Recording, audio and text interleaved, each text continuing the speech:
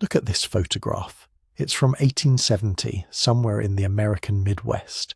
There's a building, a grand one, with ornate columns and detailed stonework. Beautiful architecture. Except here's the problem. The ground floor is completely buried. The entrance, the windows, the foundation, all of it 6, 7, maybe 8 feet underground. People are walking at what should be the second story, using it as street level. And this isn't just one building, it's entire city blocks. Now you might think, okay, that's weird, but there's probably a simple explanation, right? Construction, landscaping, maybe they raise the street level. That's what mainstream historians say. But here's where it gets interesting. There are hundreds of these photographs, thousands maybe, from cities across America, Europe, Asia, all from roughly the same period, all showing the same thing. Buildings half swallowed by earth, as if the ground itself rose up and consumed them, or as if something buried them all at once across the entire world. This is the foundation of what's called the mud flood theory. Not a flood of water, but a flood of mud, earth, sediment. A global catastrophe that supposedly swept across continents sometime in the 1800s, burying entire civilizations, resetting history, erasing whole empires from existence. According to believers, the world we think we know is built on top of another world, one we've forgotten or been made to forget. Now, if you're using this to fall asleep, that's exactly why I make these. So maybe subscribe and tell me, where are you right now and what time is it? I love checking the comments. It's like Sydney at sunrise, Seattle at midnight, all happening at once. The mud flood isn't accepted by mainstream historians. Not even close. It lives in the realm of alternative history, conspiracy theories, internet rabbit holes. But that doesn't mean it's not fascinating, because the questions it asks, the mysteries it points to, they're real. Why are so many old buildings partially buried? Where did certain architectural styles come from? Why are there gaps in historical records? What happened to all those grand structures that seem too sophisticated for their supposed time period? Tonight, we're going into these stories, not to prove them, not to debunk them, just to explore them, to understand why people believe in lost civilizations and buried empires, to examine the legends, the folklore, the photographs, the architecture that doesn't quite make sense. This isn't about what's true or false. It's about the stories we tell about the past, the mysteries that keep people searching for answers, and the very human need to believe that there's more to history than what we've been told. The thing about the mud flood theory is that it touches something deep, that feeling that we're missing something, that the official story is incomplete. You walk through an old city, you see buildings that seem impossibly grand for their era, built with techniques that supposedly didn't exist yet. You see windows at ground level that clearly used to be higher. You see doorways buried, staircases that start underground, basement levels that feel like they should be first floors, and you wonder, what if there was a world before this one? What if catastrophe struck and buried it? What if we're living in the recovery period, building on top of ruins we don't even recognize as ruins? These questions might sound crazy to historians with their peer-reviewed papers and archaeological evidence. But to the people asking them, they feel urgent, important, like uncovering a truth that's been hidden for generations. Over the next hours, we'll trace the origins of these beliefs. We'll look at the architecture that inspired them, the photographs that seem to show impossible things. We'll explore global flood legends from cultures around the world, stories of catastrophe and renewal that date back thousands of years. we'll investigate the lost empire of Tartaria, a civilization that supposedly spanned continents but vanished from maps and memory. We'll examine real geological events that did bury cities, earthquakes and floods and volcanic eruptions that rewrote landscapes overnight. Most importantly, we'll ask why these stories resonate. What is it about lost civilizations that captures our imagination? Why do we want to believe that we're living on top of buried worlds, that history is deeper and stranger than we've been taught? The truth, as always, is probably more complicated than either the believers or the skeptics want to admit. There are real mysteries in our past. There are explanations that don't quite satisfy. There are questions without good answers. And there are stories, endless stories, whispered across generations, about worlds that came before, catastrophes that reset everything, knowledge that was lost and might still be found. So settle in, get comfortable. Let's dig into the buried earth and see what we find. Let me tell you about a theory that started in the strangest place. Not in an academic journal, not in a documentary series, not even in a published book. The mud flood theory emerged from the depths of internet forums, YouTube videos and Reddit threads around 2016, spreading through online communities like wildfire through dry grass.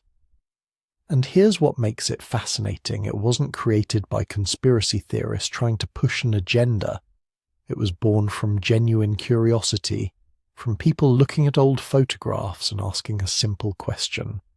Why do so many 19th century buildings appear to be buried?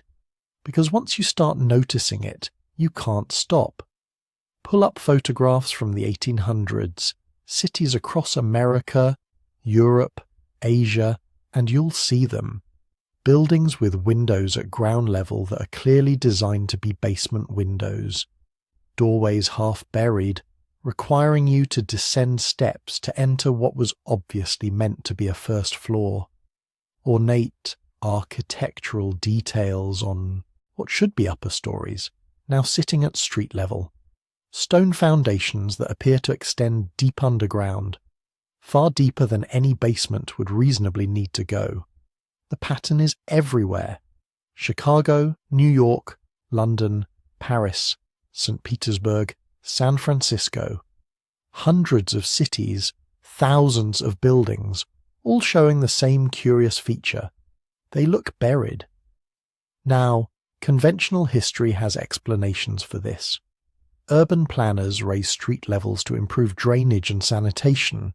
Cities built on top of older cities, natural sediment accumulation over decades, individual explanations for individual cases. But here's where the mud flood theory diverged from conventional thinking. What if it wasn't individual cases? What if something much bigger happened? What if there was a single catastrophic event in the 1800s that buried the first floors of buildings across the entire planet? The theory crystallized around a specific claim. Sometime in the 19th century, probably between 1810 and 1850, though dates vary depending on who you ask, a massive mud flood swept across the world. Not water, mud. Thick, dense, catastrophic mud that rose to heights of 10, 15, sometimes 20 feet, burying the ground floors of buildings, covering streets, erasing entire neighborhoods. And then, according to the theory, this event was deliberately hidden from history. The survivors rebuilt on top of the mud, raised their streets, turned their first floors into basements, and never spoke of it again. Or if they did, those records were destroyed, suppressed, erased from the historical narrative by authorities who didn't want people to remember what had really happened. Now, before we go further, let's examine the evidence that sparked this theory, because it's not entirely without foundation. Those photographs are real. The buried buildings exist. You can visit them today in dozens of major cities. The question isn't whether buildings appear partially buried. The question is why. Let's start with the Great Chicago Fire of 1871. This is one of the key events that mud flood theorists point to as evidence of the cover-up. The official story says that much of Chicago burned down in a fire that started supposedly when Mrs. O'Leary's cow kicked over a lantern. The fire destroyed over 3 square miles of the city, left 100,000 people homeless, and killed around 300 individuals. But here's what makes it interesting to mud flood theorists. The rebuilding happened fast. Incredibly fast. Within just a few years, Chicago had transformed from a devastated ruin into one of America's most impressive cities, filled with massive stone and steel buildings that should have taken decades to construct. And when they rebuilt, they raised the street level. The entire downtown area was elevated, sometimes by as much as 10 feet. Buildings that had survived the fire suddenly found their first floors below the new street level. Doorways that had opened at ground level now required descending stairs. Basement windows became ground floor windows. The official explanation is practical. The city needed better drainage, needed to prevent flooding from Lake Michigan, needed to modernize its infrastructure, so they raised everything. Simple urban planning. But mud flood theorists ask, what if the raising wasn't planned? What if they were covering something up? What if the mud came first, and the fire was either a consequence of the disaster or a convenient story to explain the massive rebuilding that had to happen? And Chicago wasn't alone. The Great Boston Fire of 1872, just 1 year later, the Great Seattle Fire of 1889, the San Francisco earthquake and fire of 1906. Throughout the late 1800s and early 1900s, major cities across America experienced catastrophic fires that required massive rebuilding efforts. Each time, streets were raised. Each time, first floors became basements. Each time, the rebuilding happened with remarkable speed. Mud flood theorists see a pattern, not individual disasters, but coordinated rebuilding efforts to hide evidence of a much larger catastrophe. Then there's the European evidence. Cities like St. Petersburg, Russia, where entire blocks of ornate 18th and 19th century buildings sit partially buried. London, where Victorian construction often reveals layers of previous occupation far deeper than conventional archaeology would suggest. Paris, where Haussmann's massive renovation in the 1850s and 60s involved raising street levels across huge sections of the city. In each case, there are practical explanations: improving sanitation, preventing flooding, modernizing infrastructure. But in each case, the result is the same: buildings that appear to have been buried. The theory gained momentum when researchers started examining the scale of 19th century urbanization. Because here's something that doesn't quite add up. In 1800, most major cities had populations of a few 100,000 at most. By 1900, cities like New York, London and Paris had populations in the millions. This represents population growth so rapid it's almost unprecedented in human history. And to accommodate this growth, these cities built massive infrastructure projects. Hundreds of miles of sewers, subway systems, gas lines, water mains, all underground. Thousands of massive stone and steel buildings, many of them still standing today, architectural marvels that seem impossibly ambitious for their era. Mud flood theorists look at this and ask, how? How did 19th century societies without modern construction equipment, without computers, without even reliable electric power in many cases, build so much so fast? The standard answer involves Industrial Revolution innovations, mass immigration providing cheap labor, and economic expansion creating capital for investment. But the theorists propose something different. What if they didn't build it? What if much of this infrastructure already existed? What if the 19th century builders were actually engaged in excavation and restoration, uncovering and repurposing buildings from a previous civilization that had been buried by the mud flood? This is where the theory connects to Tartaria. And if you're not familiar with that name, buckle up, because this is where things get really interesting. Tartaria, sometimes called Tartari, actually does appear on old maps. It was a vague geographical designation used by European cartographers from roughly the 14th through the 19th centuries to describe the vast regions of Central and Northern Asia. The name came from the Tatar peoples, though it was applied inconsistently to territories stretching from the Caspian Sea to the Pacific Ocean.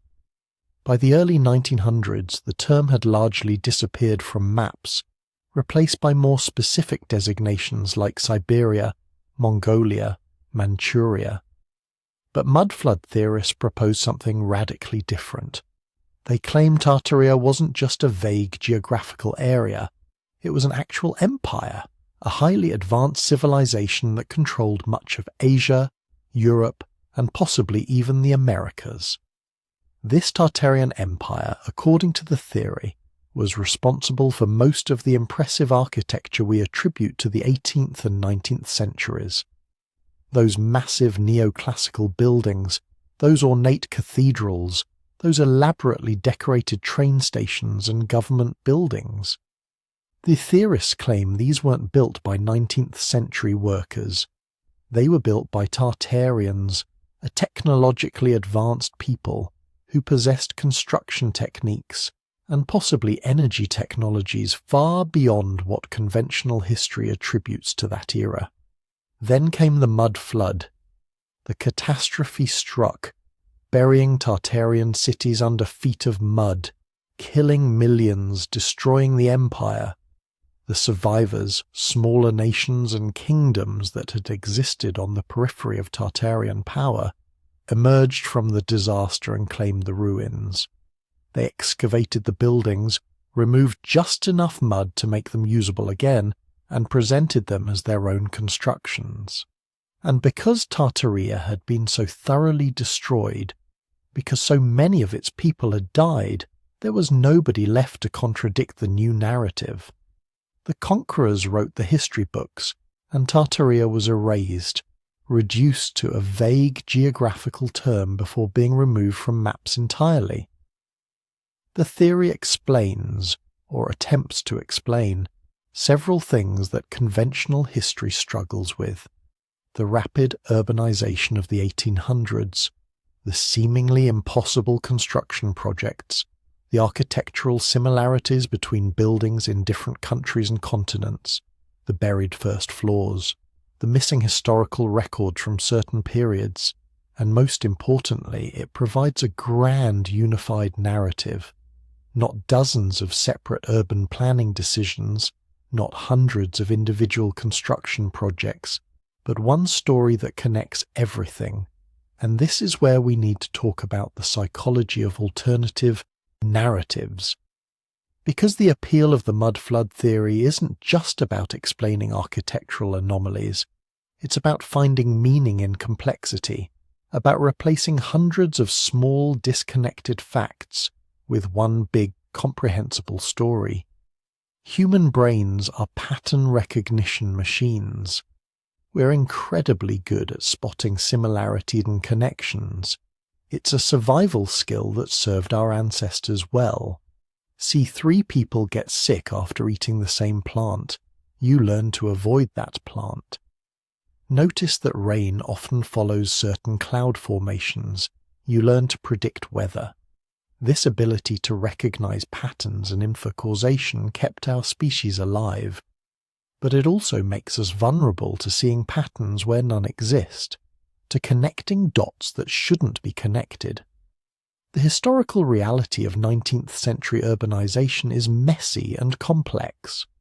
Different cities raised their streets for different reasons at different times. Some did it for drainage, Others did it to bury ruins from fires. Some raised levels to match new bridges or railway stations. Some did it because neighbouring cities had done it, and it seemed like a modern thing to do. Each case requires individual research, understanding local geography, local politics, local economic conditions. It's complicated. It requires holding multiple explanations in your mind simultaneously, accepting that similar effects can have different causes. The mud flood theory offers something simpler: one cause, one effect, one narrative. And narratives are powerful. They're how humans make sense of the world. We don't think in data points and statistical correlations.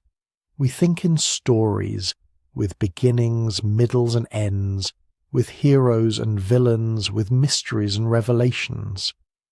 The conventional explanation for buried buildings doesn't tell a story. It's just facts. Drainage systems, urban planning, sediment accumulation. Boring, disconnected, hard to remember. But a global catastrophe, a lost empire, a conspiracy to hide the truth, that's a story. That engages the narrative centres of our brains.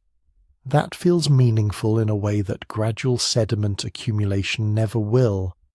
And once you have that narrative framework, everything else starts to fit into it. Every old photograph becomes evidence. Every historical gap becomes suspicious. Every architectural similarity becomes proof of a shared Tartarian origin. The theory becomes self-reinforcing, not because new evidence emerges, but because the narrative lens makes existing evidence appear more significant. There's also a democratic appeal to alternative theories like this. Conventional history is written by academics, by institutions, by people with credentials and degrees. There's a gatekeeping aspect to it. You need access to archives, understanding of historical methodology, often knowledge of multiple languages to read primary sources. It's exclusive in a way that breeds resentment. Mud flood theory, by contrast, is populist. Anyone with internet access can examine old photographs. Anyone can notice buried windows. Anyone can ask questions and propose answers. The evidence is visible, accessible, democratic. You don't need a PhD to see that something looks wrong.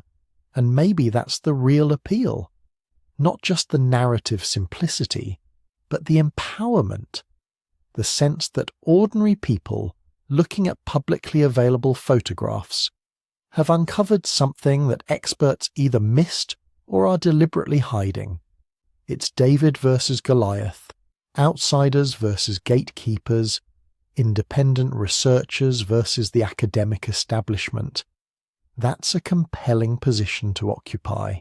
It makes you the hero of your own story. But here's the thing about patterns and narratives. Just because something feels true doesn't make it true. Just because a story is satisfying doesn't mean it's accurate. And just because conventional explanations are complicated doesn't mean they're wrong. Sometimes reality is messy. Sometimes similar effects really do have different causes. Sometimes the boring answer is the correct one. The question we need to ask isn't whether the mud flood theory feels right. It's whether the evidence actually supports it. Whether there are testable claims we can examine. Whether alternative explanations might account for the observations just as well or better. And that's what we're going to do. We're going to look at the evidence. The photographs, the buildings, the geological record, the historical documents. We're going to examine what really happened to those first floors, why streets were raised, what catastrophes actually occurred in the 1800s. We're going to explore the real history of Tartaria, what the term actually meant, why it disappeared from maps. Because the truth, when we can find it, is always more interesting than the fiction, even when it's more complicated, even when it doesn't fit into one neat narrative, even when it requires us to hold multiple explanations in our minds at once. The real story of why our cities look the way they do, of what actually happened in the 19th century, of how rapid urbanization transformed the world, that story is worth telling. And it starts with understanding where the mud flood theory came from, what it's really trying to explain, and why so many people found it compelling enough to believe. Let's talk about something that's literally beneath your feet right now. In dozens of cities around the world, there are entire streets, buildings, storefronts, sometimes whole neighborhoods buried underground. You can walk through them today if you know where to look. Real places with real addresses that were once at ground level, now sitting 10, 15, sometimes 30 feet below the modern street. And if you didn't know the actual history, if you just stumbled into these underground spaces without context, you might think something catastrophic had happened. A flood that buried entire cities. A reset that covered the old world with mud and dirt. Evidence of a lost civilization buried beneath our own. This is where mud flood theory gets really interesting, because unlike some of the more speculative claims, the buried buildings are absolutely real. You can touch them. You can walk through them. You can see storefronts with their doors half buried, windows that now open at ankle level, staircases that lead down instead of up. The question isn't whether these buried structures exist. They definitely do. The question is why, and that's where things get complicated. Start with Seattle. If you visit Seattle's underground tour today, guides will walk you through an entire buried city. Old storefronts, sidewalks, building facades, all sitting 1 to 2 stories below the current street level. You'll see old bank vaults, shop windows, even the remnants of old plumbing and electrical systems. It looks exactly like what mud flood theorists describe, a buried civilization, evidence of a catastrophic event that covered the old world. But here's the thing about Seattle's underground. We know exactly why it's there. We have the city records. We have photographs from when it was happening. We have newspaper articles documenting every step of the process. And the reason isn't a mysterious flood or a reset of civilization. It's much simpler and somehow even more interesting. In 1889, a cabinet maker accidentally knocked over a glue pot. The glue was heated over wood shavings which caught fire. The fire spread to turpentine reserves which exploded. Within hours, 25 city blocks were burning. Seattle was built almost entirely of wood at the time, and the city had chronic problems with flooding, because much of downtown was built on tidal flats that would flood twice a day with the tide. So after the fire destroyed downtown, the city made a decision. They would rebuild, but this time they would raise the street level by 1 to 2 stories to solve the flooding problem once and for all. The property owners didn't want to wait. They started rebuilding immediately at the old ground level. Meanwhile, the city began the massive project of raising the streets. They built retaining walls on either side of the roads, filled in the space with dirt hauled in from nearby hills, and created new streets 1 to 2 stories above the old ones. For years, if you walk down the street in downtown Seattle, you'd have to climb ladders or temporary staircases to cross from one block to another, because the streets were being raised in sections. Eventually, they built proper sidewalks at the new street level, with underground passages connecting buildings to each other. The old ground floor entrances became basements. What had been second-story windows became ground level, and the old sidewalks and storefronts were left underground, eventually sealed up and forgotten until they became a tourist attraction decades later. We know all this happened because it was documented in real time. Photographers captured the process. Engineers, filed plans. Newspapers complained about the inconvenience. This wasn't ancient history or mystery. This was the 1890s. There are people alive today whose grandparents remembered when Seattle's streets were being raised. But if you didn't know that history, if someone just showed you photographs of storefronts buried underground, doors half covered with dirt, windows at ankle level, you might think something catastrophic had happened. And that's exactly what mud flood theorists do with dozens of cities around the world. Take San Francisco. After the 1906 earthquake and fire, the city faced a massive problem. Huge amounts of rubble from destroyed buildings. They needed to clear it fast to begin rebuilding. So they made a practical decision. They used the rubble as landfill to expand the city into the bay. Entire neighborhoods were built on top of this rubble. In some areas, the street level rose by 10 or 15 feet. Buildings that survived the earthquake suddenly found their ground floors partially buried. In the rush to rebuild, many property owners simply converted their old ground floors into basements and built new entrances at the new street level. Today, if you know where to look, you can find buildings in San Francisco with ornate facades, decorative stonework, and architectural details that are partially buried below the modern sidewalk. Windows that clearly weren't designed to be basement windows sitting half underground. Doorways that now open below street level. Without context, it looks exactly like evidence of a civilization burying flood. With context, it's just urban planning and earthquake recovery. But Seattle and San Francisco are recent examples. We have photographs, records, live in memory. What about older cities? What about the medieval European cities where buildings have 2, 3, sometimes 4 levels of basements, and the modern street is 20 feet above what was clearly once ground level? Rome is a perfect example. Modern Rome sits approximately 30 feet above ancient Rome in many areas. You can tour ancient Roman houses where the ground floor is now deeply underground. Streets that Roman citizens walked on are now buried beneath centuries of accumulated debris. And this isn't evidence of a catastrophic flood. It's evidence of time. Here's what happens to cities over centuries. Buildings collapse. Wars destroy neighborhoods. Fires reduce entire districts to ash and rubble. And almost always people rebuild on top of the ruins rather than clearing them away. It's easier. The rubble provides a stable foundation. Over time, the street level rises gradually, generation by generation.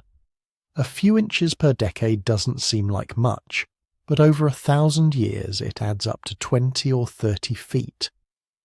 Medieval cities also deliberately raise street levels to deal with sanitation problems. When your city's sewage system consists of throwing waste into the street and hoping rain will wash it away, raising the street level periodically became a public health measure. They'd literally pave over the old filth, creating a new, cleaner street surface. The ground floors of buildings would become basements. New doors would be cut at the higher level, and life would continue until the new street level became too disgusting, and the process would repeat. London has sections where you can see 4 or 5 distinct street levels stacked on top of each other, each representing a different era of the city's development. Medieval Street, Tudor Street, Georgian Street, Victorian Street, Modern Street, all preserved in layers like an archaeological cake. And at each level, you find buildings with their ground floors now underground, looking exactly like they were buried by some catastrophic event. But perhaps the most compelling buried structures are the ornate 19th century buildings that mud flood theorists point to as evidence of an advanced lost civilization. Because here's something that does require explanation. Walk through any major city built in the 1800s and you'll see architectural details that seem almost impossible for the technology of the time. Massive stone buildings with perfect symmetry. Ornate facades with thousands of hand-carved decorative elements. Enormous public buildings with soaring domes and intricate stonework.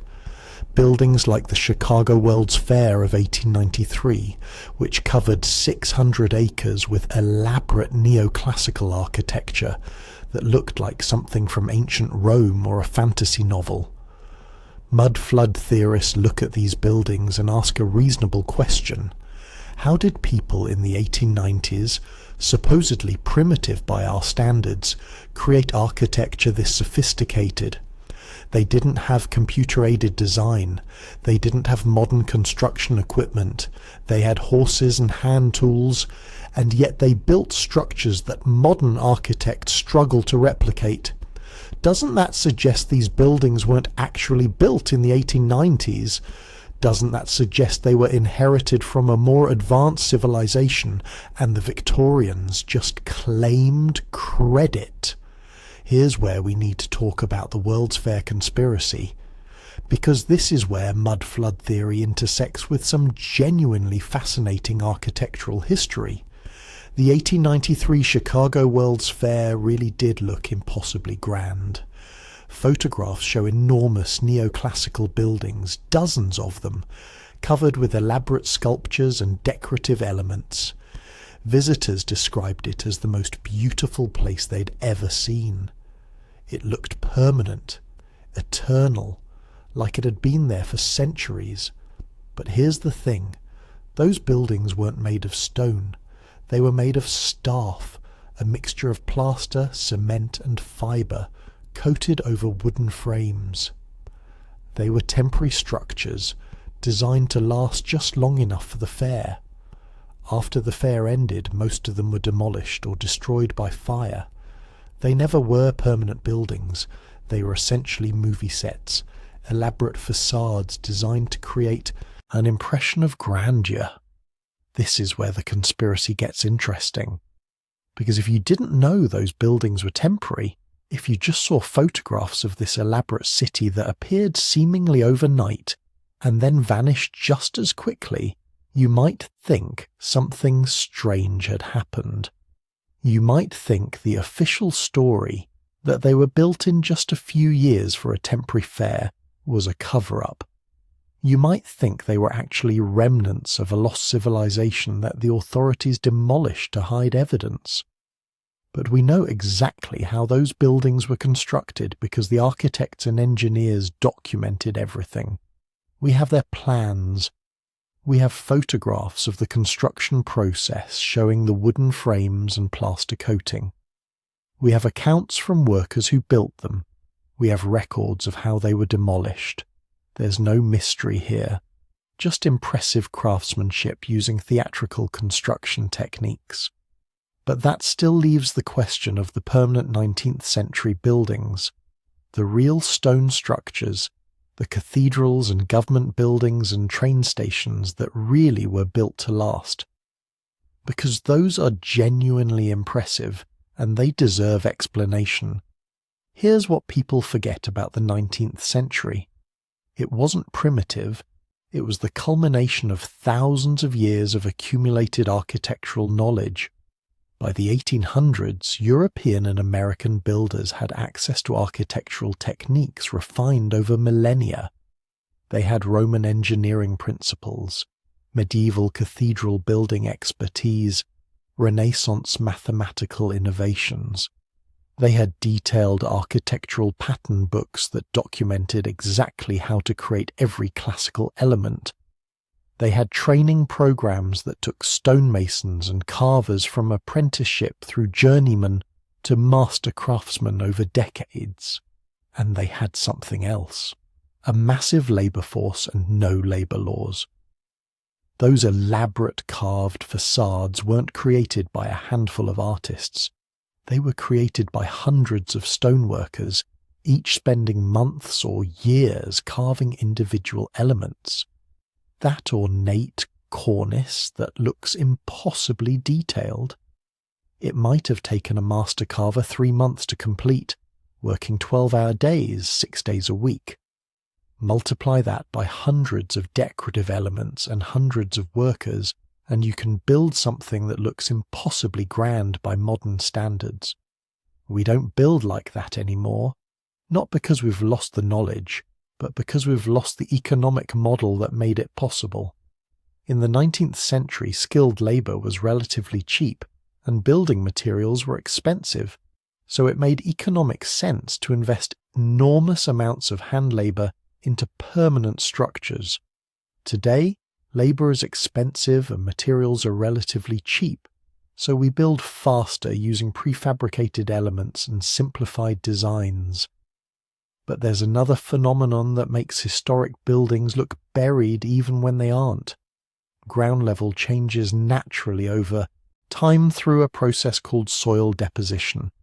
Streets accumulate dust, debris, leaves, all organic matter. Rain washes soil down from higher elevations. Rivers flood and leave behind layers of silt. Over decades and centuries, the ground level rises naturally, especially in river valleys and low-lying areas. This is why so many historic buildings have what look like sunken gardens or ground floors that are partially below modern street level. The building hasn't sunk, the ground around it has risen. If you built a house today and came back in 200 years, you might find the ground level 6 inches to a foot higher than when you built it, assuming the area hadn't been deliberately maintained. In wet climates, this process accelerates. In flood-prone areas, it can happen even faster. This is why medieval European cities often have buildings where the original ground floor is now half underground. Not because of some catastrophic mud flood, but because of 2 centuries of normal soil deposition combined with periodic deliberate street raising for sanitation and flood control. But here's where mud flood theory gets something importantly right, even if the interpretation is wrong. Our ancestors really were more capable than we often give them credit for. The default assumption in popular culture is that people in the past were primitive, that technology and capability have only moved in one direction, always forward, always progressing. So when we see evidence of sophisticated ancient engineering, Roman concrete that outlasts modern formulas, medieval cathedrals with acoustics that modern architects struggle to replicate, 19th century stonework that would be prohibitively expensive today, our first instinct is to assume it must be fake or misattributed. But it's not. People in the past really were that skilled. They had different knowledge bases, different priorities, and different economic structures that allowed them to create things we find difficult to replicate. Not because they had lost ancient super technology, but because they invested time and resources differently than we do. The buried buildings of Seattle aren't evidence of a mud flood. They're evidence of ambitious urban planning. The underground spaces in Rome aren't evidence of a reset. They're evidence of 2,000 years of continuous occupation. The ornate architecture of the 1800s isn't evidence of inherited structures from a lost civilization. It's evidence of what humans can create when they combine accumulated knowledge, skilled labour, and sufficient time. But they're also evidence of something else. Evidence that history is more complex than the simple narratives we're often taught. Evidence that cities are dynamic things, constantly being rebuilt, raised, lowered, and modified. Evidence that the ground beneath our feet isn't stable, that street levels change, that what was once above ground can become buried without any catastrophic event required. Walk through any old city and you're walking through layers of history, sometimes literally. The Victorian street was built over the Georgian street, which was built over the medieval street, which was built over Roman foundations, each generation building on top of what came before. not burying evidence of lost civilizations, just doing what humans have always done, adapting, rebuilding, and moving forward while leaving traces of the past beneath their feet. Because here's the thing about human memory. We don't just remember what happened yesterday or last year or even in our own lifetimes. We remember events that happened thousands of years before we were born. Events that happened before writing, before cities, before agriculture. We remember them in stories. Stories passed down through so many generations that they've transformed into myths, legends, sacred texts. But underneath the gods and monsters and miraculous survivals, there might be something real. Something that actually happened. Let's start with the most famous flood story in Western civilization, Noah's Ark. You know this one. God decides humanity has become too wicked, plans to destroy the world with a flood, tells one righteous man to build a boat and save his family, plus breeding pairs of every animal. The waters rise, covering even the highest mountains. Everything dies except what's on the boat. After months afloat, the waters recede and Noah's family repopulates the earth. But here's what most people don't realize. The Noah story isn't original. It's actually a relatively late addition to a much older tradition of flood narratives that stretches back thousands of years before the Bible was written. The oldest written flood story we have comes from ancient Mesopotamia, the Epic of Gilgamesh, carved on clay tablets around 2100 BCE, but preserving stories that are probably much older. In this version, the hero isn't Noah, he's Utnapishtim. The gods aren't concerned with human wickedness, they're just annoyed by how noisy humans have become. Can't sleep with all that racket down there, so they decide to wipe everything out with a flood, but one god, Ea, warns Utnapishtim, tells him to build a boat, make it waterproof with pitch and bitumen, bring his family and representatives of every living creature. The flood comes. 6 days and 6 nights of rain so intense it terrifies even the gods who caused it. Everything is destroyed. When the waters finally recede, Utnapishtim sends out birds to search for dry land. First a dove, then a swallow, finally a raven that doesn't return. The boat comes to rest on a mountain. Utnapishtim makes a sacrifice.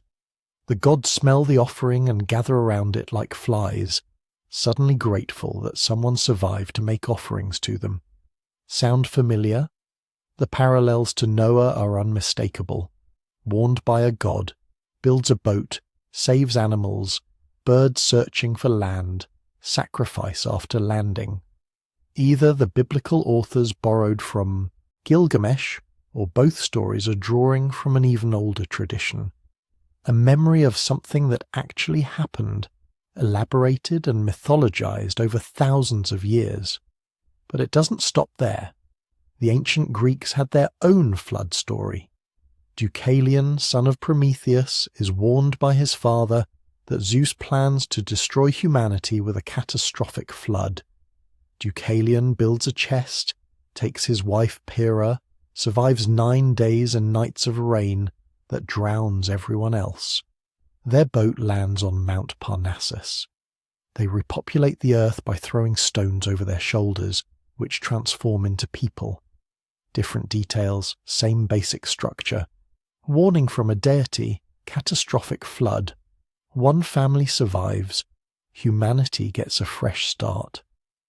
Now, you might think these are just Middle Eastern and Mediterranean stories, maybe all connected by trade and cultural exchange. But the flood legends go global, way beyond any possible contact between cultures. In Hindu cosmology, the universe goes through endless cycles of creation and destruction. One of the most important texts, the Matsya Purana, tells the story of Manu, the first human. A small fish asks Manu for protection, promising to save him from a coming disaster. Manu protects the fish as it grows larger and larger, eventually becoming enormous. The fish warns Manu that a great deluge is coming that will destroy all life. Manu builds a boat, loads it with seeds and animals, and when the flood comes, the giant fish tows his boat to safety. After the waters recede, Manu repopulates the earth. Same story, completely different cultural context. Hindu civilization developed independently of Mesopotamian culture, yet they're telling essentially the same tale. One righteous person warned, builds a boat, survives a world-destroying flood, starts over. The pattern continues in East Asia. Ancient Chinese texts describe legendary floods that covered the earth during the reign of Emperor Yao, around 2300 BCE according to traditional chronology. The waters were so high they reached the heavens. People took refuge in mountains and trees, but still drowned in massive numbers. The situation was so desperate that Emperor Yao appointed a man named Gun to control the floods. Gun tried for 9 years, but failed. Eventually his son Yu took over, and through tireless work dredged channels, created irrigation systems, and finally controlled the waters. The Chinese version focuses more on human effort than divine intervention, but the core is the same. Catastrophic flooding that nearly destroys civilization, narrow survival, and the need to completely rebuild society afterward. Cross the Pacific to the Americas, and the flood stories keep coming. The Aztecs believed the world had been destroyed and recreated 4 times before the current age. One of those destructions was by flood, water covering everything, transforming humans into fish. The Incas told of a flood that drowned everyone except a shepherd and his family who took refuge in a high mountain cave with their llamas. When the waters receded, they repopulated the earth. Native American tribes across North America preserve their own flood traditions. The Ojibwe tell of a man warned by animals that a great flood was coming. He built a raft and saved representatives of each animal species. The Lakota speak of ancestors who survived a world-destroying flood by climbing to high peaks. The Cree describe waters that covered the earth until a muskrat dove to the bottom and brought up mud to create new land. These stories were being told for thousands of years before any European contact. There's no way they borrowed from biblical tradition. They're independent memories of something that happened long ago. Even more remarkable are the flood legends from Australia, because they contain details that archaeologists can actually verify. Aboriginal peoples from all around the Australian coast tell stories of times when the ocean was much lower, when you could walk to islands that are now separated by deep water. They describe ancestors living on coastal plains that are now underwater, being forced to flee inland as the seas rose. The Yolngu people of northern Australia tell of a time when their ancestors could walk to what are now distant islands, gathering food from lands that are now beneath the sea. The Ngurindjeri of South Australia describe their ancestors fleeing rising waters that swallowed coastal settlements. Tasmanian Aboriginal peoples preserve stories of a time when Tasmania was connected to the mainland by a land bridge that you could walk across. Here's what makes these stories extraordinary. We can check them. Geological evidence confirms that sea levels were indeed much lower during the last ice age, which ended about 12,000 years ago. As massive ice sheets melted, ocean levels rose by more than 400 feet, flooding coastal areas worldwide. The land bridge to Tasmania was submerged around 8,000 years ago. Islands that were once connected became isolated. Vast stretches of coastal plain disappeared beneath the waves.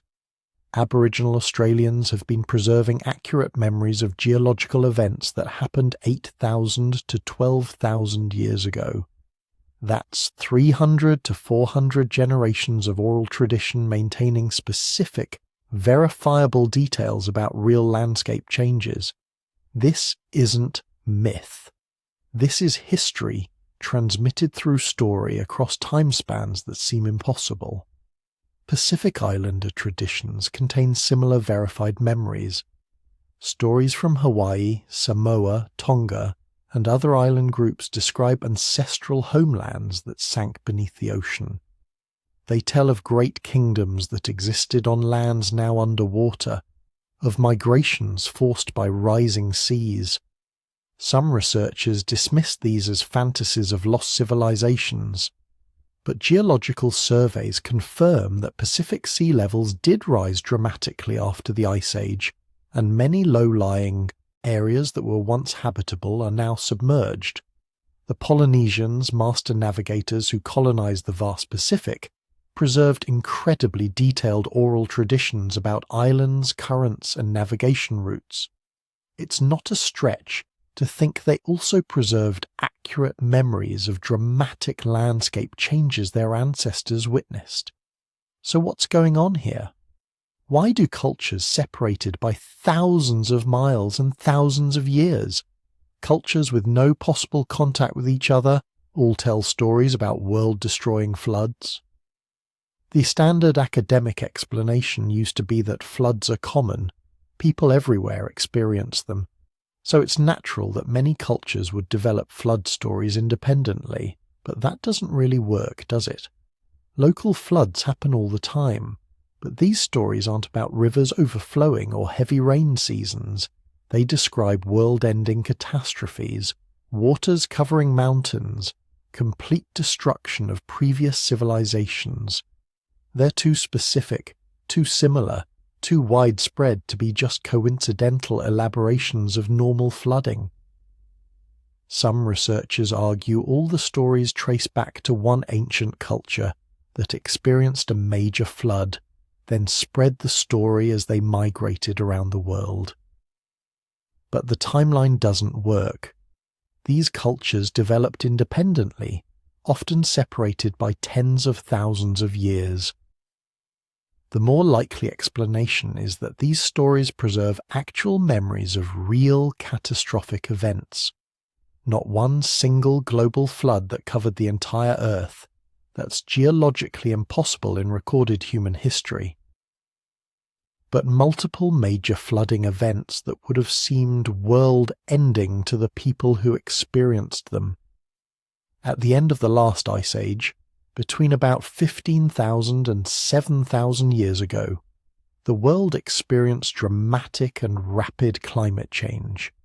Massive ice sheets that had covered much of North America, Europe, and Asia melted over just a few thousand years. Sea levels rose hundreds of feet. Coastlines changed dramatically. Entire regions that had been inhabited for thousands of years were submerged. But the process wasn't smooth. There were episodes of catastrophic flooding.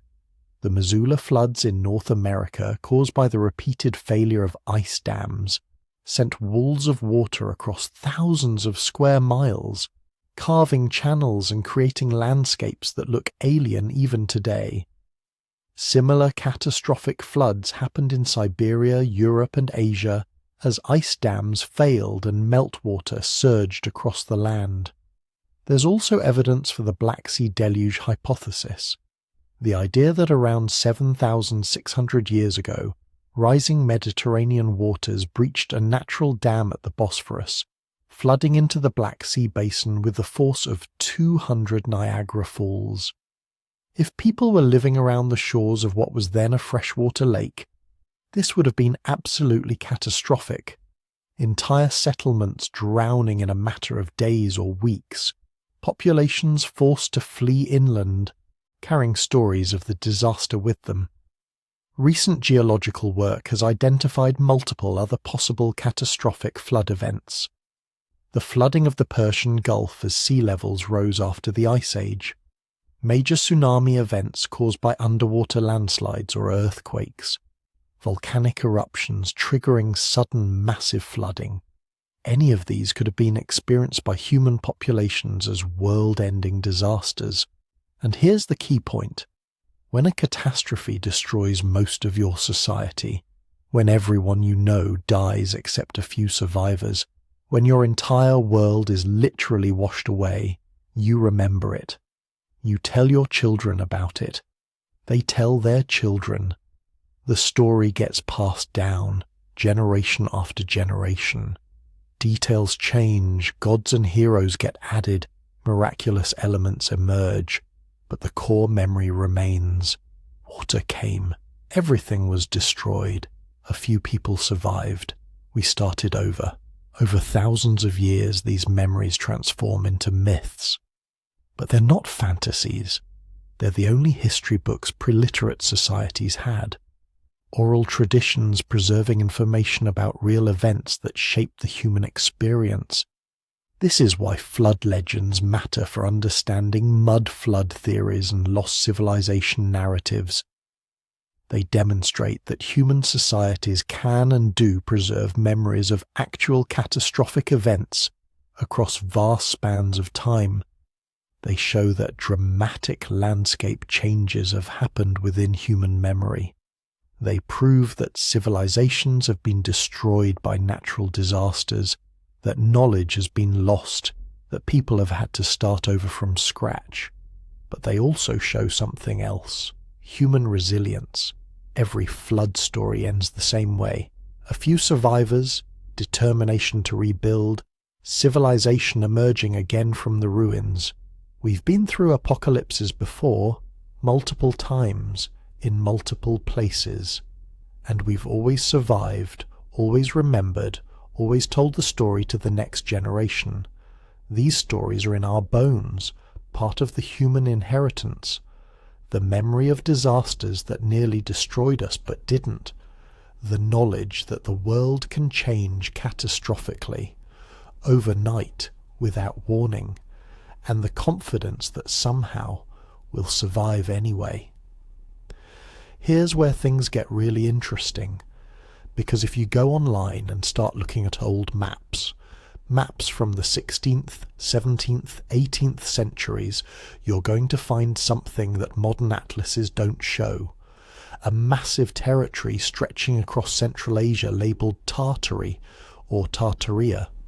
And according to a growing number of alternative historians, this isn't just an old name for a region. It's evidence of a vast, technologically advanced civilization that once dominated the planet. A civilization that was deliberately erased from history. Now, before we dive into the theory, let's talk about what Tartary actually was, because it did exist.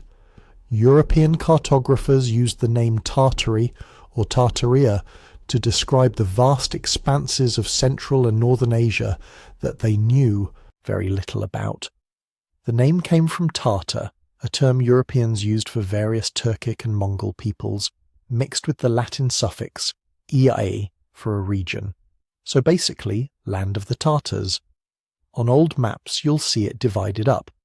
Grand Tartary covering most of Central Asia, Chinese Tartary in the east, Muscovite Tartary in the north, Independent Tartary, Free Tartary.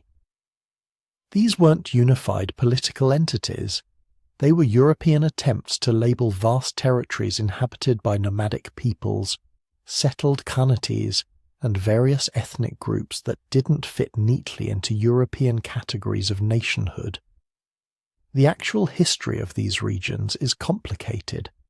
You had the remnants of the Mongol Empire fragmenting into various khanates, the Golden Horde, the Chagatai Khanate, the Dzunga Khanate. You had Turkic peoples, indigenous Siberian groups, the expansion of the Russian Empire gradually absorbing these territories. By the 19th century, most of what European maps had labelled Tartary was either part of the Russian Empire, the Qing dynasty in China, or the Ottoman sphere of influence.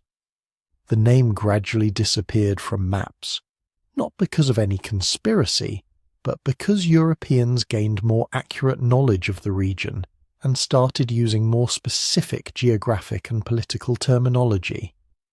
But here's what the alternative theory says. Tartary wasn't just a vague geographic label. It was a globe-spanning empire, an advanced civilization that had developed technologies we're only rediscovering today. And sometime in the 1800s, this empire was destroyed in a cataclysm, conquered, its history deliberately rewritten, its achievements attributed to other civilizations. According to this narrative, evidence of Tartaria is everywhere. You just have to know how to see it. Look at the grand buildings of the 19th century, the ornate cathedrals, government buildings, railway stations, opera houses, buildings with soaring domes, elaborate facades, classical columns, intricate stonework, buildings that seem impossibly grand for their supposed construction dates, buildings that, according to Tartaria theorists, weren't built by Americans, Russians, or Europeans at all. They were inherited from the Tartarian Empire. The story goes something like this. In cities across the world, from San Francisco to St. Petersburg, from Melbourne to Mumbai, you'll find architectural styles that are remarkably similar. Neoclassical design, Baroque elements, identical construction techniques. Buildings that official history says were built in the mid to late 1800s by various cultures independently. But Tartaria theorists see something else. They see the remnants of a unified civilization, buildings that were already standing when current populations arrived, structures that were claimed, repurposed, and falsely dated to hide their true origins.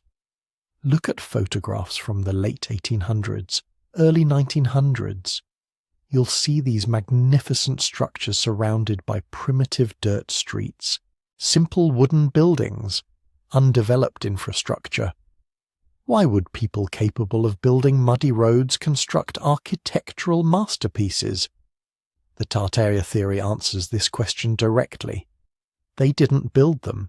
They found them. The grand buildings were already there, survivors of the pre-cataclysm Tartarian civilization. The new inhabitants simply moved in and claimed credit. And here's where the theory gets really elaborate. Because Tartaria theorists don't just claim these buildings were inherited. They claim they were functional technology that we no longer understand how to use. Specifically, these buildings were power generation stations, free energy devices that extracted electricity directly from the atmosphere. Look at the architecture more carefully, they say. Notice the ornate spires, towers, and domes. Notice how many of these buildings feature elaborate metalwork at their highest points. According to the theory, these weren't decorative elements. They were antennae. Atmospheric electricity collectors working on principles similar to Tesla's later experiments, but on a much grander scale. The buildings themselves were designed as resonance chambers, their specific proportions and materials creating harmonic frequencies that amplified and distributed electrical energy. This explains, theorists argue, why so many of these buildings feature massive interior spaces with domed ceilings. The domes weren't just aesthetic choices. They were functional components of the energy system, creating specific acoustic and electromagnetic properties. It explains the elaborate ventilation systems, the unexplained towers and minarets, the curious architectural features that don't seem to serve any obvious purpose in conventional understanding. And those old world's fairs, the great exhibitions of the late 1800s and early 1900s, where magnificent temporary structures were supposedly built and then demolished, the Chicago World's Fair of 1893, the Paris Exposition of 1889, dozens of others featuring impossible-seeming architecture built in absurdly short time frames. According to Tartaria theorists, these weren't temporary constructions at all. They were existing Tartarian structures, briefly revealed to the public under the guise of being new constructions, then demolished to hide the evidence of the old civilization. the theory extends to explain population movements too. Why did so many people migrate to new territories in the 1800s? Why were there orphan trains carrying thousands of children across America? Why do some theorists claim photographic evidence shows cities that appear empty or underpopulated despite grand infrastructure? Because, they say, these were areas being repopulated after the Tartarian cataclysm. The orphans weren't parentless children from cities. They were survivors being relocated. The settlers weren't pioneering new territories. They were moving into lands emptied by catastrophe. This is where the mud flood narrative connects directly to Tartaria. The mud flood, according to this theory, was the weapon or event used to destroy the Tartarian Empire. Cities were buried, populations decimated, survivors left with fragmented knowledge and no way to operate the advanced technology around them. The New Order deliberately obscured this history, rewrote timelines, created false narratives about construction dates and builders. Within a few generations, nobody remembered the truth. The magnificent structures were attributed to contemporary builders. The advanced technology was dismissed as decoration. The global empire was reduced to a footnote about Central Asian nomads. Now, let's take a breath and look at what actually happened. Because there's a much simpler explanation for everything Tartaria theorists are pointing to, and it's actually a fascinating story in its own right. The 19th century saw an unprecedented wave of architectural standardization across the world. This wasn't because of a lost empire, it was because of a connected one. The British Empire, European colonial powers, and American expansion created networks of cultural exchange and architectural standardization that spanned the globe. When you wanted to build an important civic building in the 1800s, there were established styles that communicated legitimacy and authority. Neoclassical architecture, borrowed from ancient Greece and Rome, signaled democracy and enlightenment. Baroque and Gothic revival styles communicated religious or cultural sophistication. These styles spread because architects studied the same reference books, trained in the same traditions, and deliberately copied what worked. The reason these buildings look similar in Melbourne, Manchester, and Montreal isn't because they were built by the same lost civilization. It's because architects in all three cities were referencing the same classical traditions and contemporary pattern books. The École des Beaux-Arts in Paris trained architects from across the world in standardized techniques and aesthetic principles. Architectural journals circulated globally. Successful designs were copied, adapted, and re-implemented. This was intentional cultural exchange, not evidence of a hidden empire. As for those ornate towers and spires, they served multiple documented purposes. Some were bell towers for churches, some housed clock mechanisms for civic buildings. Many were ventilation systems for the massive interior spaces below, using passive air circulation principles that are well understood.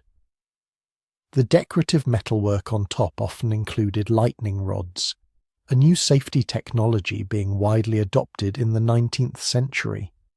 These weren't atmospheric electricity collectors. They were protection against atmospheric electricity, keeping buildings from burning down during storms. The world's fairs? We have extensive documentation of their construction. Thousands of photographs showing the building process, detailed architectural plans, payroll records for workers, contemporary newspaper accounts. The buildings were indeed constructed quickly, but not impossibly so. They were designed to be temporary, built from plaster and wood frames rather than permanent stone. That's why they could go up in months and why most were demolished afterward. Keeping them standing would have required extensive maintenance and rebuilding with permanent materials. Most host cities chose not to make that investment, and the reason these magnificent structures sometimes appear in photographs surrounded by unpaved streets and simple buildings. Because in rapidly growing cities, development was uneven. You'd often construct major civic buildings and infrastructure first, while residential and commercial areas were still developing. This was standard urban planning, not evidence of inherited architecture. American cities in particular grew explosively in the late 1800s. It wasn't unusual to see a brand new courthouse or railway station rise in an area that was still largely undeveloped, with the surrounding city gradually filling in over subsequent decades. The historical Tartar peoples and Central Asian Khanates had rich, complex histories that don't require imagining impossible empires. The Mongol conquest in the 13th century created the largest contiguous land empire in human history. Its fragmentation left successor states across Asia that maintained sophisticated cultures, trade networks, and cities. The Silk Road connected East and West centuries before Europeans explored it.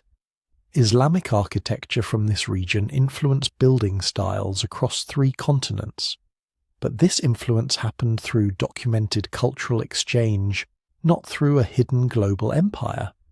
What we're seeing with Tartaria theory is pattern recognition gone into overdrive. Human brains are incredibly good at spotting patterns. It's one of our most valuable survival traits. But we're so good at it that we often see patterns that aren't really there. When you start looking at 19th century architecture with the assumption that it hides evidence of a lost civilization, you can find things to support that narrative. Similar building styles become evidence of a unified empire rather than cultural exchange. Elaborate decoration becomes mysterious technology rather than aesthetic preference. Rapid construction becomes impossible unless the buildings already existed. This tendency is amplified by how history is actually recorded and taught. Historical education focuses on narratives that fit conventional timelines. The messy details get left out. We learn about major events and famous people, but not always about the mundane reality of how cities developed or buildings were constructed. This creates gaps in common knowledge. Gaps that alternative theories can fill with more dramatic narratives. There's also something appealing about the idea that conventional history is wrong, that there's hidden knowledge available only to those who look carefully enough. It makes the believer special, initiated into truths that mainstream historians miss or deliberately hide. This isn't unique to Tartaria theory. It's a feature of most alternative historical narratives. The satisfaction of seeing what others don't. The appeal of being proved right when everyone else is fooled. But here's what's genuinely interesting. The questions Tartaria theorists ask aren't completely unreasonable. How did rapidly growing 19th century cities construct such elaborate buildings?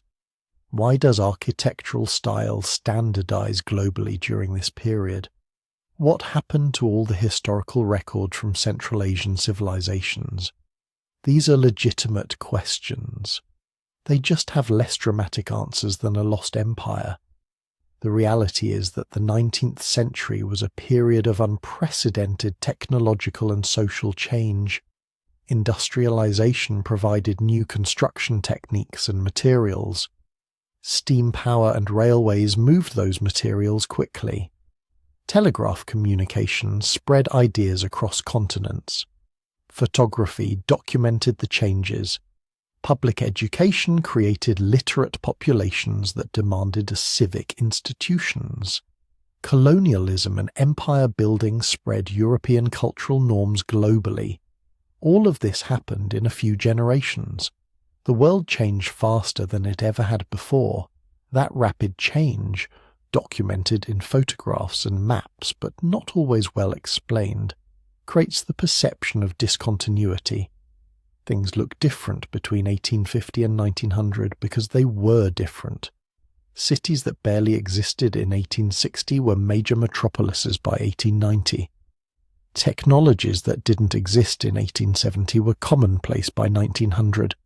This wasn't because of a hidden empire. It was because human civilization was transforming itself at a rate that had never before been possible. As for real Tartary, the actual history of Central Asia in the period when European maps still labelled it thus, is full of genuine intrigue. Multiple Hanates competing for control of Silk Road trade routes, the expansion of Russian and Chinese imperial power into territories they'd never fully controlled, indigenous peoples navigating between empires, cultural and technological exchange between East and West, the gradual transition from nomadic to settled lifestyles in some regions while others maintained ancient patterns. This real history is complex, sometimes contradictory, and full of stories that don't fit neat narratives, which is exactly what real history usually looks like. So when you see claims about Tartarian architecture, free energy buildings, and deliberately hidden history, remember this. The 19th century really was a time of dramatic change. Buildings really were constructed quickly using new techniques. Architectural styles really did standardize globally. But these things happened through documented processes: cultural exchange, technological development, economic transformation. The real story doesn't require imagining impossible empires.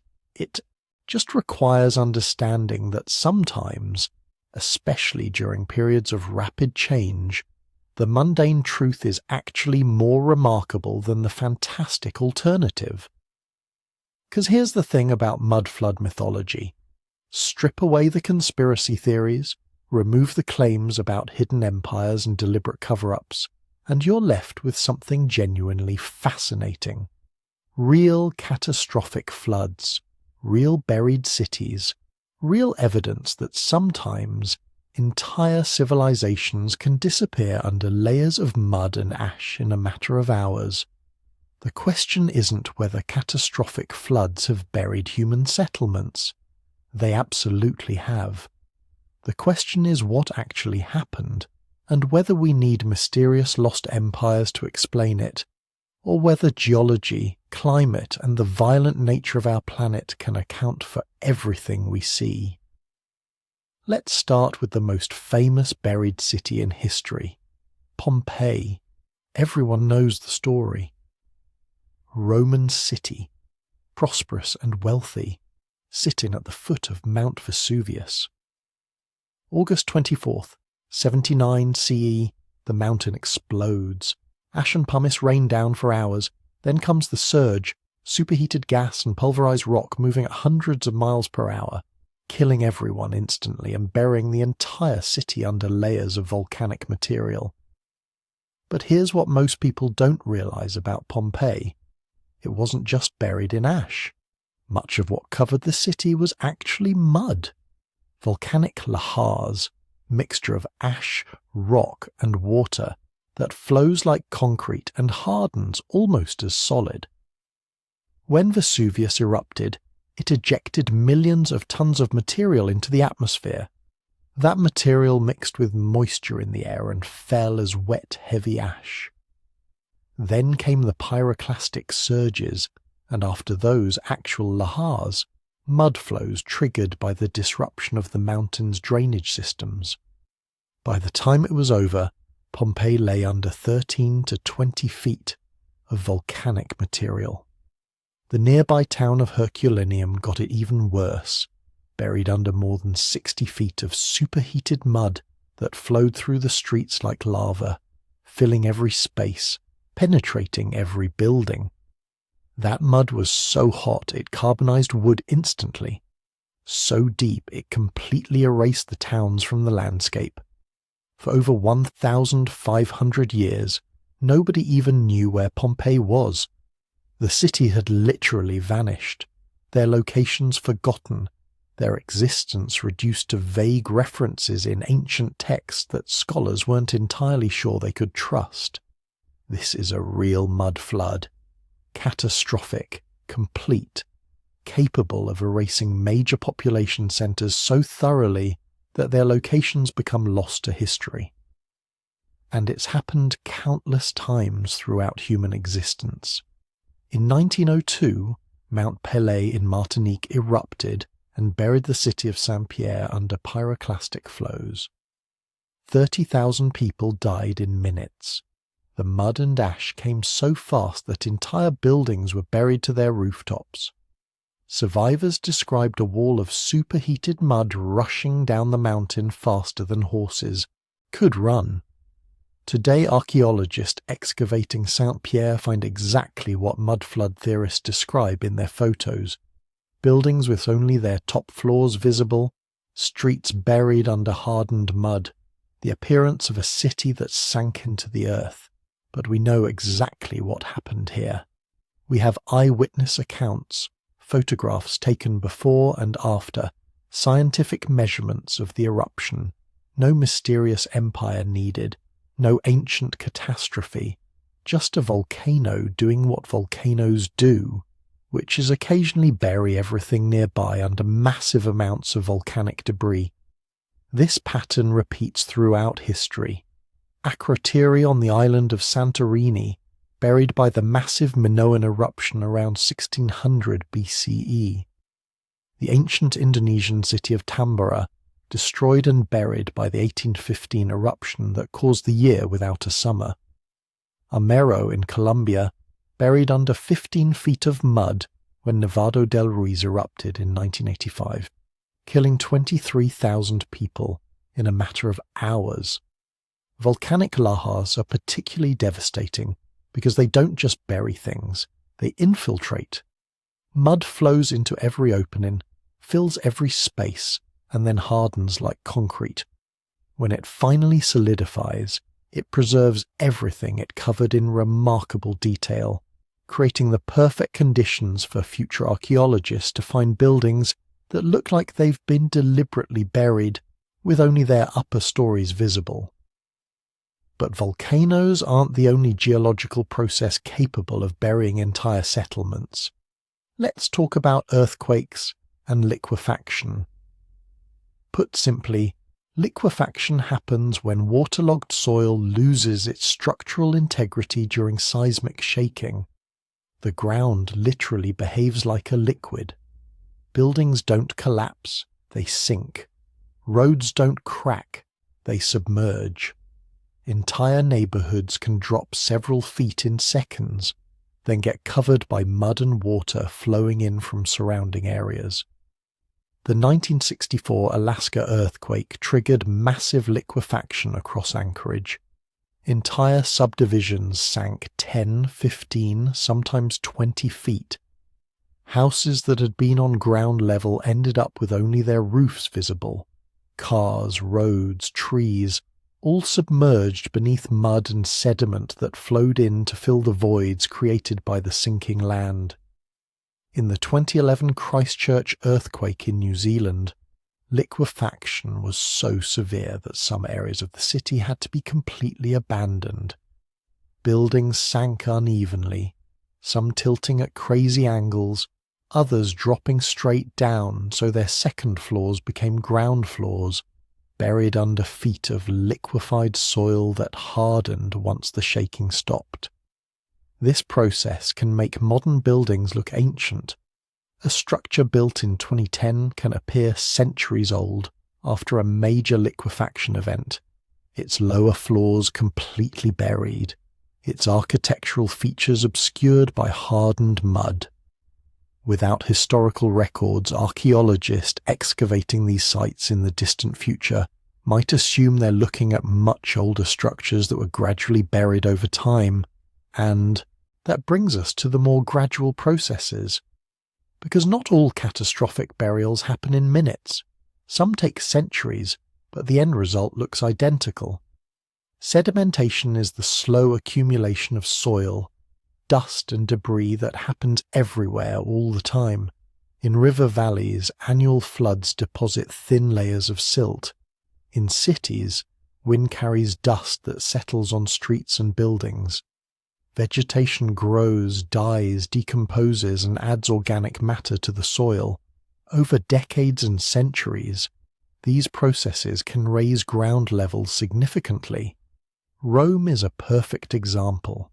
The ancient city is buried under modern Rome, but not because of any catastrophe. The Forum, the centre of the ancient city, now sits 25 feet below the modern street level. Why? 2,000 years of accumulation. Flooding from the Tiber River, construction debris from buildings that collapsed and were built over, soil washing down from the surrounding hills, trash and refuse that ancient Romans dumped in the streets faster than it could be cleaned away.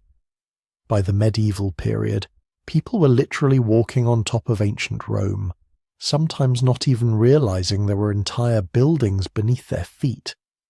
When excavations began in the 18th and 19th centuries, archaeologists found temples, houses, and public buildings buried under dozens of feet of accumulated soil and debris. To someone unfamiliar with the gradual nature of these processes, it looks like a mud flood, like the entire ancient city sank into the earth or was deliberately buried. The same pattern appears in archaeological sites worldwide. Ancient Jericho sits beneath 70 feet of accumulated debris from thousands of years of continuous occupation. The ancient city of Troy consists of 9 different cities built on top of each other as ground levels gradually rose. Chinese cities along the Yellow River are periodically buried by loess, wind-blown dust that can accumulate several feet in a single generation during particularly dry periods. This is why archaeologists excavate downward. They're not digging through mud that covered everything at once. They're digging through time, layer by layer, each stratum representing a period of occupation, abandonment, or natural accumulation. But perhaps the most dramatic real catastrophe that might underlie flood myths is the Younger Dryas impact hypothesis. Around 12,800 years ago, something happened. The Earth, which had been warming steadily as the last ice age ended, suddenly plunged back into near-glacial conditions. Temperatures dropped. Ice sheets that had been retreating began advancing again. This cold snap lasted about 1,200 years before warming resumed. Some researchers think a comet or asteroid impact triggered this climate reversal. The evidence is controversial, but there are signs. A layer of sediment rich in platinum and other materials common in space rocks. Widespread burn markers suggesting massive wildfires. Extinctions of large mammals that might have been caused by the sudden environmental changes. If the impact hypothesis is correct, it would have been catastrophic for early human populations.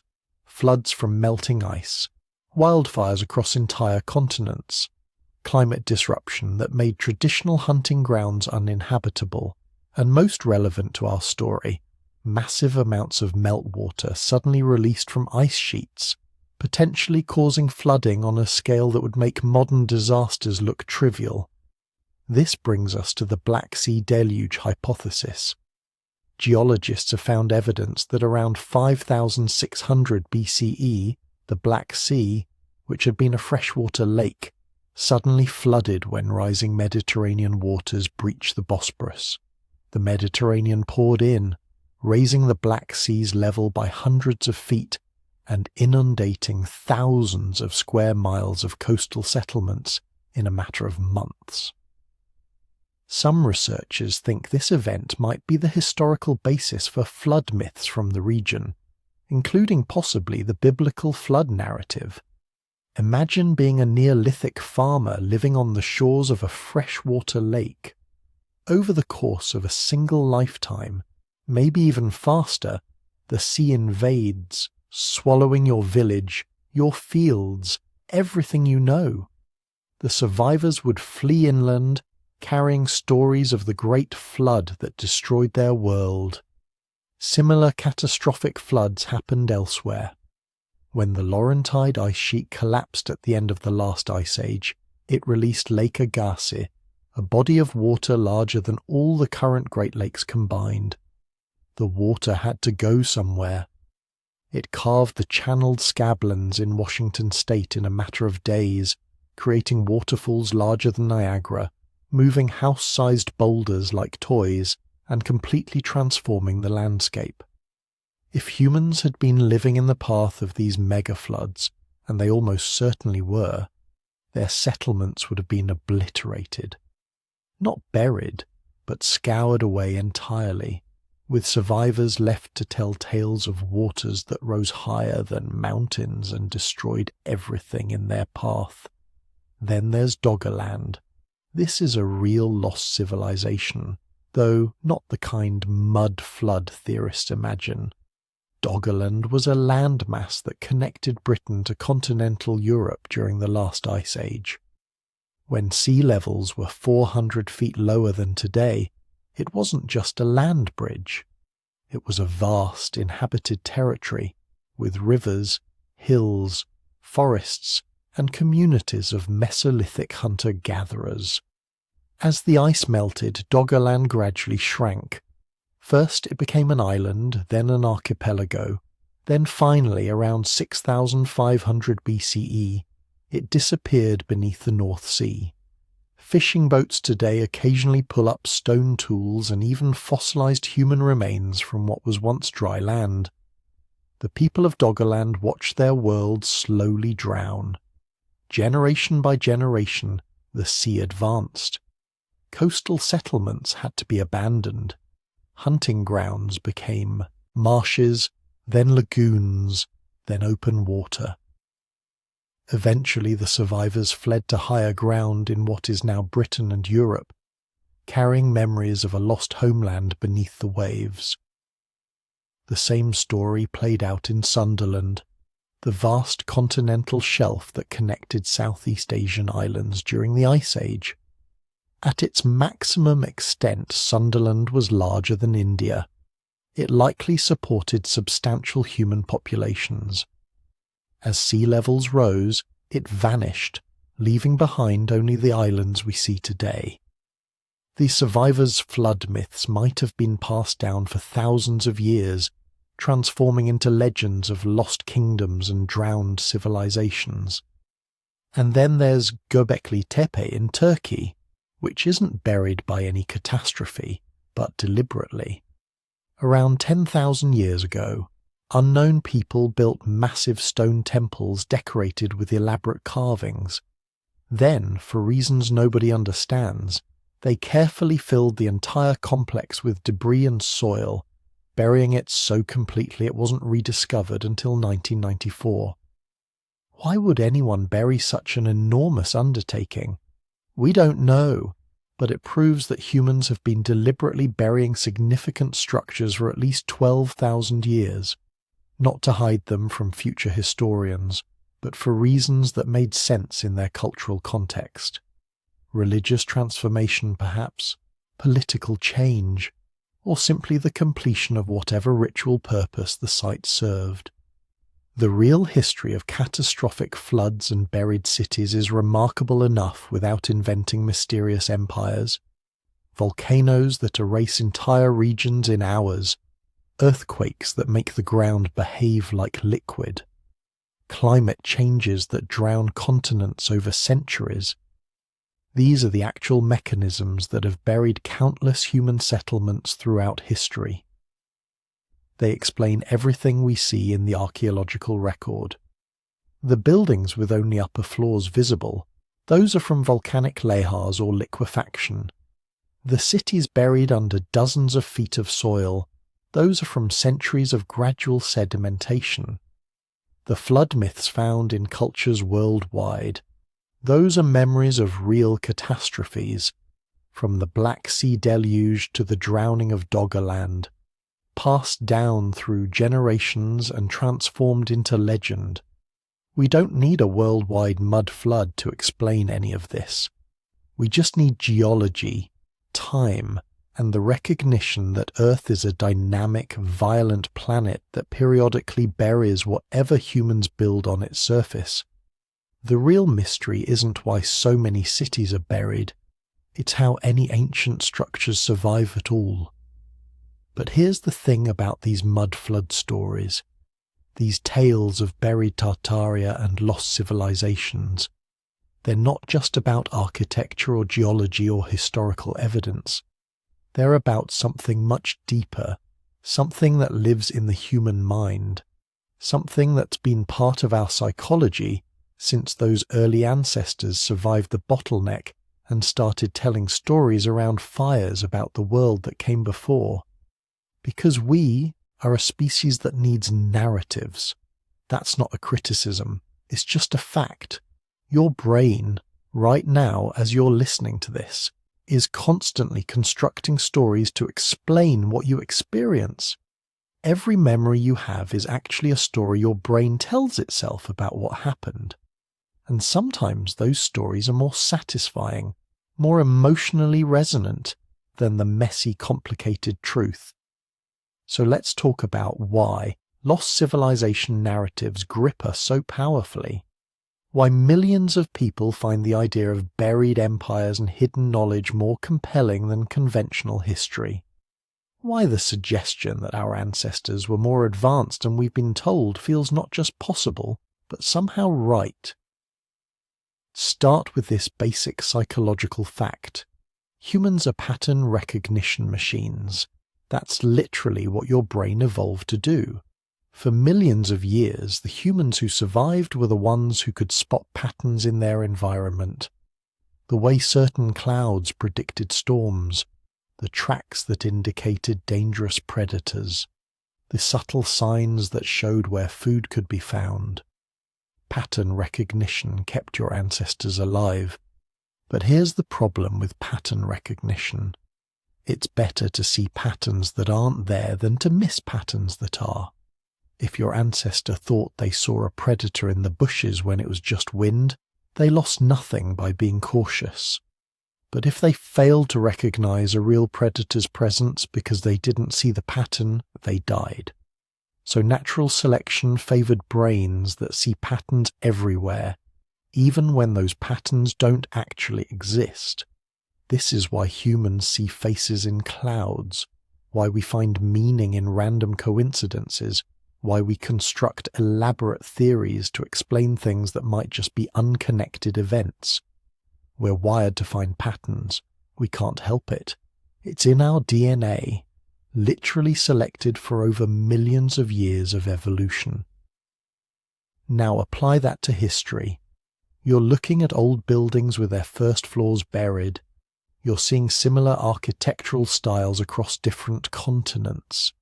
You're noticing that mainstream historians can't explain every single mystery of the ancient world. Your pattern recognition system lights up like a Christmas tree. There must be a connection, it tells you. These things can't be coincidence. There has to be an underlying explanation that ties it all together, and the mud flood narrative provides exactly that. One catastrophic event explains everything: the buried buildings, the lost knowledge, the architectural similarities, the gaps in the historical record. It's elegant, it's comprehensive, it makes sense of things that otherwise seem random or poorly explained. This is deeply satisfying to the human mind. Psychologists call it the need for cognitive closure, the desire to have questions answered, uncertainties resolved, patterns completed. Ambiguity is uncomfortable. Not knowing is stressful. A comprehensive explanation, even one that challenges conventional thinking, provides psychological relief. But there's something else going on too, something more profound. The idea that our ancestors possessed advanced knowledge we've lost taps into a deep human anxiety about progress itself. We're told constantly that civilization moves forward, that each generation knows more than the last, that we're smarter and more advanced than everyone who came before. But look around. Climate change threatens civilization. Nuclear weapons could destroy everything we've built. Technology that was supposed to free us seems to have enslaved us to screens and algorithms. Maybe a part of us whispers, progress isn't inevitable. Maybe civilizations can fall. Maybe knowledge can be lost. Maybe our ancestors knew things we've forgotten. This isn't paranoia. It's actually historically accurate in many cases. The Romans had concrete that lasted millennia. We're still figuring out how they made it. Medieval craftsmen built cathedrals using techniques we can't fully replicate. Ancient astronomers calculated celestial mechanics with stunning precision using nothing but patient observation and mathematics. Knowledge does get lost. Technologies do disappear. Civilizations do fall. So when someone suggests that there was an advanced civilization we don't know about, that there was a catastrophe that buried their achievements, that history is hiding something, they're not proposing something completely absurd. They're extrapolating from patterns that actually exist. The fact that they might be wrong about the specifics doesn't mean the underlying anxiety is unjustified. And let's be honest about something else. Mainstream history isn't always satisfying. It's full of gaps, uncertainties, and unanswered questions. Archaeologists will tell you they don't know something rather than speculate. Historians will say the evidence is insufficient to draw conclusions. This is intellectually honest, but it's not emotionally satisfying. You want to know what happened, you want explanations, you want the story to make sense. And when the experts say, "We don't know, we may never know, the evidence was lost to time," that's frustrating. It feels incomplete. So when an alternative theory comes along that says, "Here's what really happened, here's the pattern they're not seeing, here's the truth they're hiding," it provides something mainstream scholarship can't. Closure. Completion. A story that makes sense. There's also the psychological appeal of hidden knowledge itself. Humans love secrets. We love the idea that there's something important that most people don't know but we've figured out. Psychologists call this the conspiracy theory mindset, but that term is loaded and not entirely fair. It's really about the human need to understand, to be in the know, to have special insight. Think about how satisfying it feels when you figure something out that others haven't seen, when you connect dots that were right there but nobody else noticed. That's a real pleasure, a genuine intellectual satisfaction. Alternative history theories provide that feeling.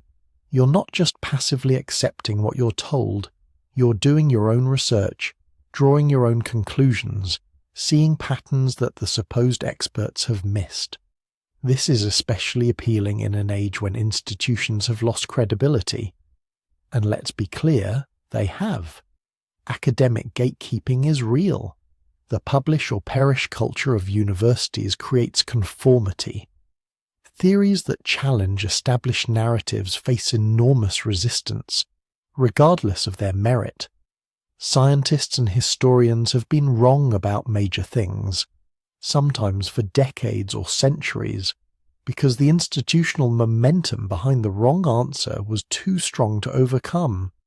So when someone says, "Don't trust the mainstream historians, they're part of a system that suppresses alternative views," they're not entirely wrong. The system does suppress alternative views, sometimes for good reason because those views are contradicted by evidence, but sometimes just because they're alternative, because they don't fit the established paradigm, because accepting them would mean admitting that previous generations of scholars were wrong about something important.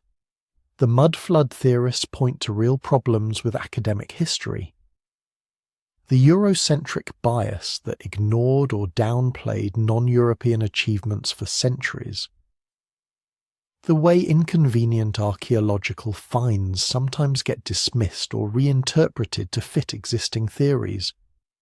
The fact that standard historical narratives often reflect the prejudices and assumptions of the scholars who wrote them, not necessarily objective truth. These are legitimate criticisms. The response shouldn't be, trust the experts, they know better than you. It should be, you're right that scholarship has problems, let's examine the evidence together and see what conclusions we can draw. But here's where it gets tricky, because the same pattern recognition that helps us see real connections can lead us astray. Confirmation bias is real, and it affects everyone, not just believers in alternative theories. Once you've decided that there was a mud flood, you start seeing evidence for it everywhere. Buildings with buried first floors become proof, even though there are multiple mundane explanations for why that happens. Similar architectural styles across cultures become evidence of a lost empire, even though there are only so many ways to stack stones efficiently, and humans independently arrive at similar solutions to similar problems. This is where critical thinking becomes essential. Not critical in the sense of being negative, but critical in the sense of examining evidence carefully, considering alternative explanations, and being willing to change your mind when new information emerges. The most intellectually honest position about many historical mysteries is uncertainty. We don't know everything about the past. We probably never will. Archaeological evidence is fragmentary. Historical records are incomplete and biased. There are genuine mysteries that conventional scholarship hasn't adequately explained. But we don't know doesn't automatically mean, therefore this alternative explanation must be true. It means we don't know. The space of uncertainty is real and legitimate. You can sit in that space, comfortable with not having all the answers, curious about what future discoveries might reveal, without committing to theories that require you to ignore or reinterpret vast amounts of established evidence. Here's what's really interesting, though. The appeal of lost civilization narratives isn't just about being right or wrong, it's about wonder. It's about the possibility that the world is stranger and more mysterious than the standard story suggests. It's about maintaining a sense of awe about the past and the possibility of discovery. This is actually healthy. A purely materialistic, purely rationalistic view of history can strip away the magic and wonder. Mainstream archaeology sometimes presents the past in such dry, technical terms that it feels dead. Just dates and artifacts and peer-reviewed papers. But the past wasn't like that. It was lived by real people with hopes and dreams and fears. They looked at the same stars we see and wondered what they meant. They created things we still find beautiful. They survived catastrophes we can barely imagine. The mud flood narratives, the stories of lost Tartaria, the speculation about advanced ancient civilizations, they're all attempts to reconnect with that sense of wonder, to feel that the past matters, that it has secrets to reveal, that there are still mysteries worth exploring. The problem isn't the wonder. Wonder is good. Curiosity is essential. The willingness to question established narratives has led to genuine historical revelations. The problem is when wonder becomes certainty without evidence, when curiosity stops seeking and starts asserting, when questioning established narratives means rejecting all evidence that contradicts what you want to believe. Because here's the beautiful thing about real history, the messy, complicated, evidence-based version. It's actually more wonderful than the simplified alternative narratives.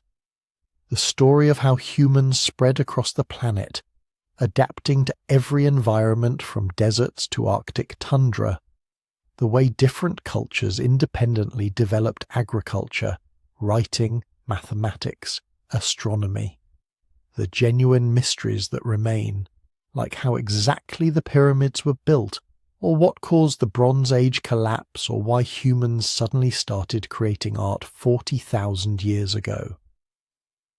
These real historical puzzles don't require us to imagine lost super-civilizations or global catastrophes that erased all records. They just require patience, careful study, and the humility to say, we don't fully understand this yet, but we're working on it. And here's the thing about genuine scholarly research. It's actually full of wonder and mystery and ongoing debates. Archaeologists argue passionately about interpretations of evidence. Historians propose radical new theories that overturn decades of previous understanding. Ancient DNA is rewriting everything we thought we knew about human migration and interbreeding between species. The real story is dynamic, evolving, full of surprises and controversies. You don't have to reject mainstream scholarship to find mystery and excitement in the past. You just have to actually engage with it, read beyond the dry textbooks, follow the cutting-edge research where the real debates and discoveries are happening. So maybe the question isn't whether the mud flood theories are true or false. Maybe it's what psychological needs they're fulfilling, and whether those needs can be met in other ways. The need to question authority, to see patterns, to feel wonder about the past, to believe that there are still mysteries worth exploring. All of these are legitimate and important. The challenge is fulfilling these needs while maintaining intellectual honesty, being curious without being credulous, questioning established narratives without rejecting all evidence, feeling wonder about the past without needing to invent mysteries that aren't there. Because the real past, the actual complex, messy history of humanity, is wonderful enough. You don't need mud floods to make it interesting. You just need to look at it with eyes that can still see wonder in the ordinary miracle of human survival, adaptation, and achievement across hundreds of thousands of years. We are a species that survived near extinction, spread across the planet, developed thousands of unique cultures, and somehow managed to build civilizations despite countless disasters and setbacks. That story, the real one supported by evidence, is more remarkable than any lost empire or buried civilization could ever be. But the psychology that draws us to those alternative narratives isn't wrong. It's deeply human. We're all descendants of people who survived by spotting patterns, by questioning what they were told, by imagining possibilities that others couldn't see. Sometimes that psychology leads us to truth. Sometimes it leads us astray. The key is knowing the difference.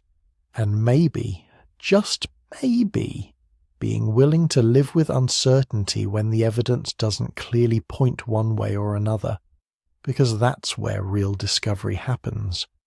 Not in certainty, but in the questions we're still trying to answer. But here's the thing about all these mud flood legends and tales of lost Tartarian empires. Sometimes when you strip away the speculation and conspiracy theories, you're left with something even more fascinating. Real mysteries. Actual unexplained archaeological findings that don't require global cover-ups or alternative timelines to be genuinely puzzling. Because the truth is, we don't have all the answers about human history, not even close. And the more we dig, literally and figuratively, the more we realize how much we don't know. Let's start with something concrete, something you can go see in a museum right now if you want to feel your understanding of ancient technology completely rearranged. The Antikythera mechanism. Found in a shipwreck off the Greek island of Antikythera in 1901, this device sat in storage for decades because nobody could figure out what the hell it was. Just a corroded lump of bronze with gears inside. Interesting, but not earth-shattering. Then researchers started actually examining it properly, X-raying it, mapping the gear trains, reconstructing how it worked, and what they found was impossible. Except it wasn't impossible because it was right there in their hands. The Antikythera mechanism is a astronomical calculator built around 100 BCE. But it's not just any calculator. It contains differential gearing technology that wouldn't appear again in human history until the 18th century.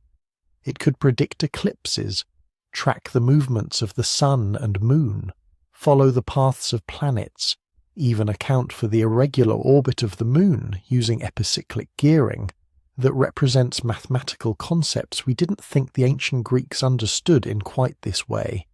It's got at least 30 meshing bronze gears in a device no bigger than a shoebox. The precision required to craft those gears by hand is staggering. The astronomical knowledge encoded in its gear ratios is profound. And here's what really keeps archaeologists awake at night.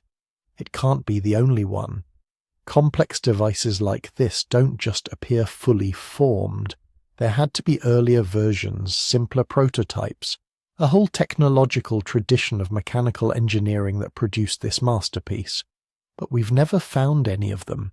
The Antikythera mechanism stands alone in the archaeological record, a technological marvel with no ancestors and apparently no descendants until over 1,500 years later. Did the knowledge get lost?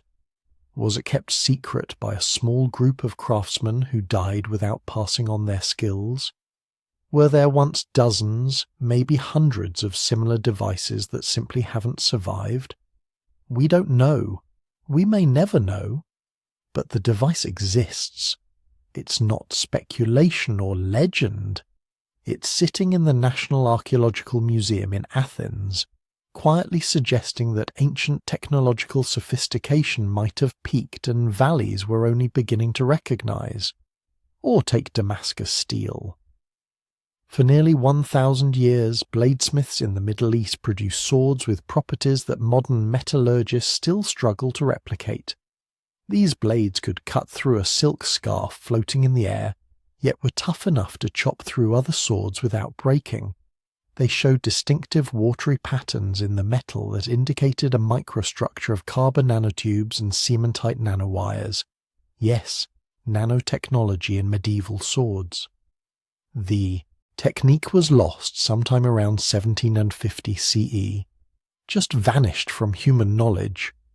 We think it involved specific ore from mines in India combined with particular forging techniques, but we're not entirely sure. Modern attempts to recreate Damascus steel have come close, but metallurgists admit they're essentially reverse engineering through trial and error, trying to rediscover a process that craftsmen once knew so well they could produce these extraordinary blades consistently. The knowledge didn't require a lost empire or global catastrophe to disappear. It just took the exhaustion of particular ore sources, the death of master craftsmen before their apprentices fully learned the techniques, and the economic disruption of changing trade routes. Within a couple of generations, one of humanity's most remarkable metallurgical achievements became a mystery. Roman concrete tells a similar story. The Romans built harbours, aqueducts, and massive structures like the Pantheon using a concrete formula that has survived 2,000 years of weathering, including underwater exposure to corrosive seawater. Modern concrete starts degrading after 50 years.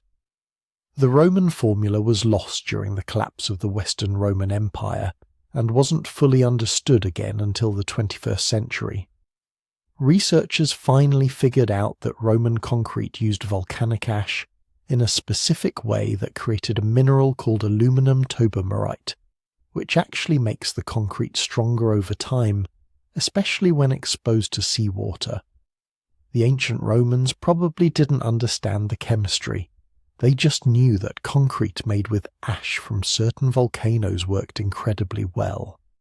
They had empirical knowledge that took us centuries to recover and understand scientifically. And how much else was lost? How many other practical techniques, architectural insights, or engineering solutions disappeared during periods of social collapse?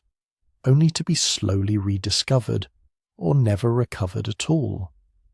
Then you have entire civilizations that simply vanished, leaving behind monumental architecture and more questions than answers. The Indus Valley civilization flourished for nearly 1,000 years, roughly from 3,300 to 1300 BCE. At its peak, it was larger than ancient Egypt or Mesopotamia, with sophisticated city planning that included grid layouts, advanced drainage systems, standardized weights and measures, and possibly the world's first flushing toilets. The city of Mohenjo-Daro had better urban planning than most modern cities: straight streets, covered sewers, multi-story buildings with private wells and bathrooms. Then around 1900 BCE, it started declining. By 1300 BCE, it was essentially gone. People abandoned the cities, the writing system was forgotten. We still can't read Indus Valley script. Despite thousands of inscribed artifacts, nobody has successfully deciphered it.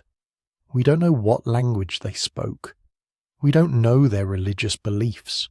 We don't know their political structure or why they declined. Various theories suggest climate change, shifting river patterns, invasion, or disease. But the truth is, we don't know.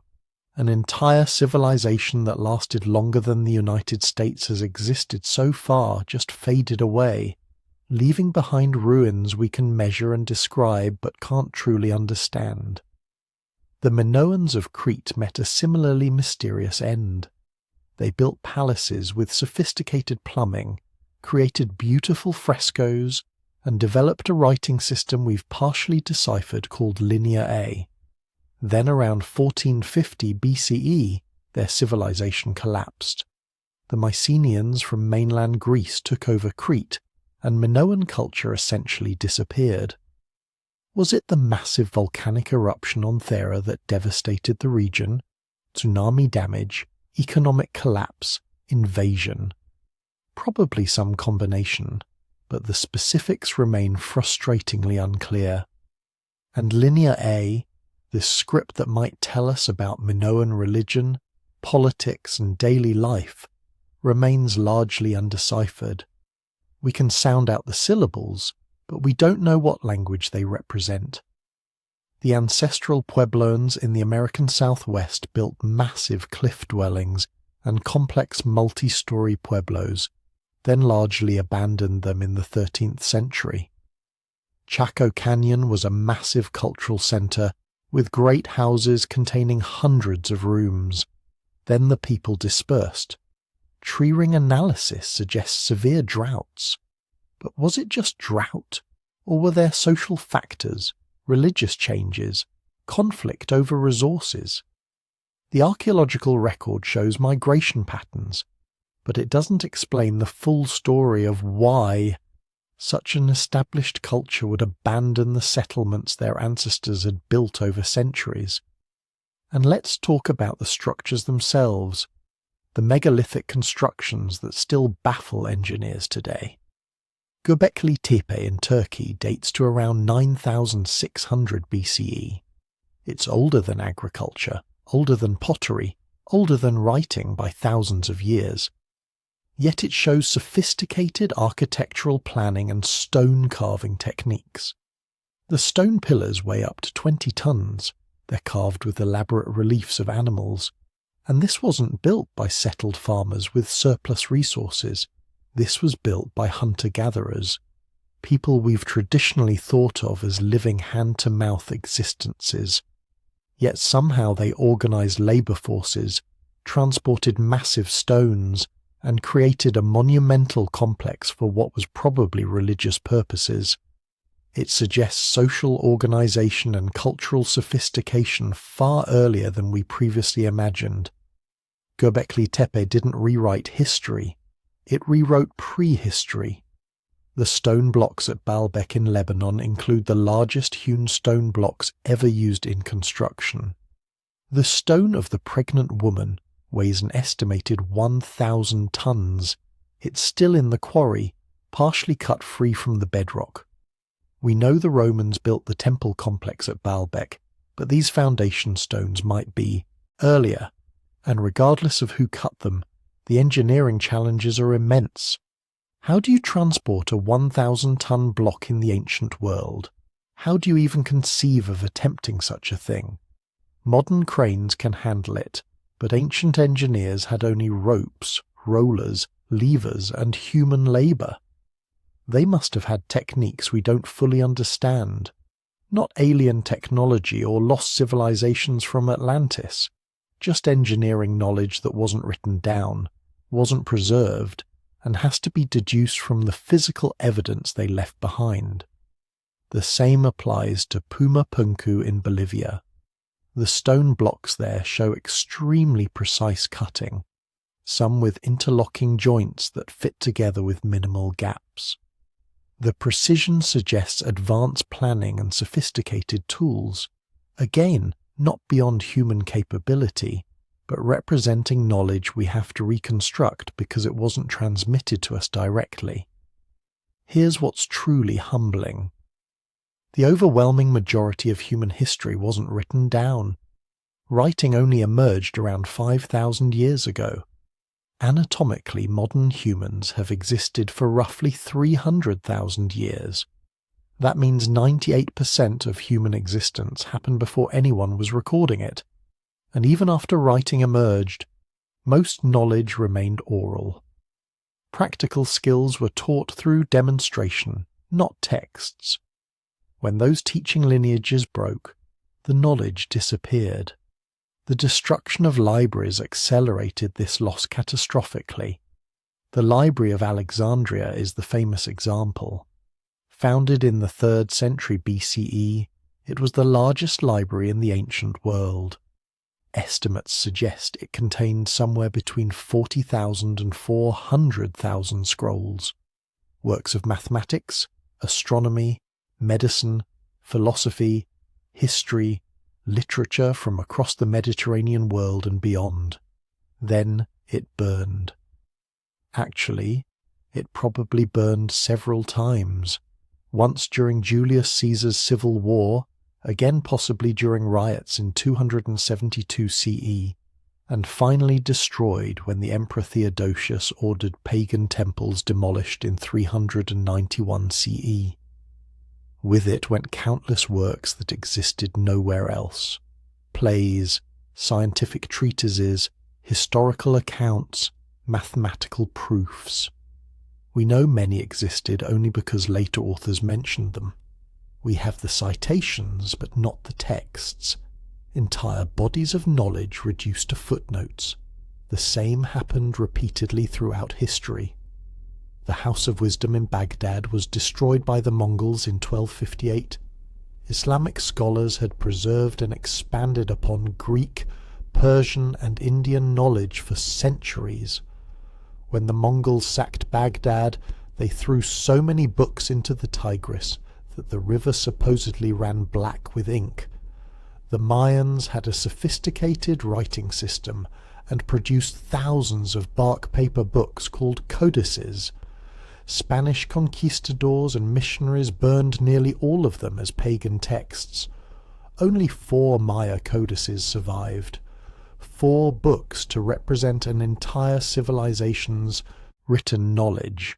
Everything else, their history, science, literature, religious philosophy, gone. Reduced to ash because someone decided it was dangerous or heretical. We can't know what was lost in these destructions. Maybe nothing that would overturn our understanding of history. Or maybe astronomical observations, mathematical insights, or practical knowledge that would have advanced human understanding by centuries. We'll never know because the knowledge is simply gone. This is the truly unsettling part. The gaps in our knowledge aren't just about ancient civilizations. They're everywhere. And then there's what's still buried or underwater, waiting to be discovered. Recent advances in underwater archaeology have revealed entire coastal settlements lost to rising sea levels at the end of the last ice age.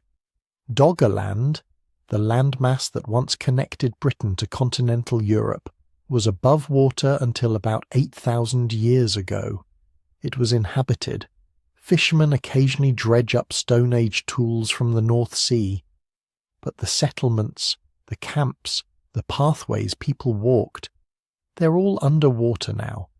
What societies existed there? What happened when the waters rose? The same applies to coastlines worldwide. Sea levels were 120 meters lower during the last glacial maximum. All those coastal areas, prime real estate for human settlement, are now underwater.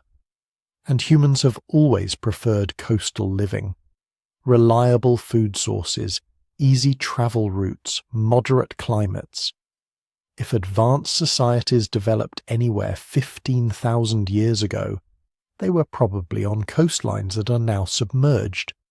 We're only beginning to search those underwater landscapes systematically. Already we're finding structures, tools, and evidence of human activity. What else is down there? And above water, the vast majority of archaeological sites remain unexcavated. Most of what we know about past civilizations comes from sites that were obvious, easy to access, or stumbled upon by accident. There's been no systematic survey of most of the Earth's surface looking for archaeological remains. Ground-penetrating radar, LiDAR, and satellite imagery are starting to change this. Recent LiDAR surveys in Central America revealed thousands of previously unknown Maya structures hidden under jungle canopy. Entire cities that had been invisible suddenly appeared in the data. How many more are out there?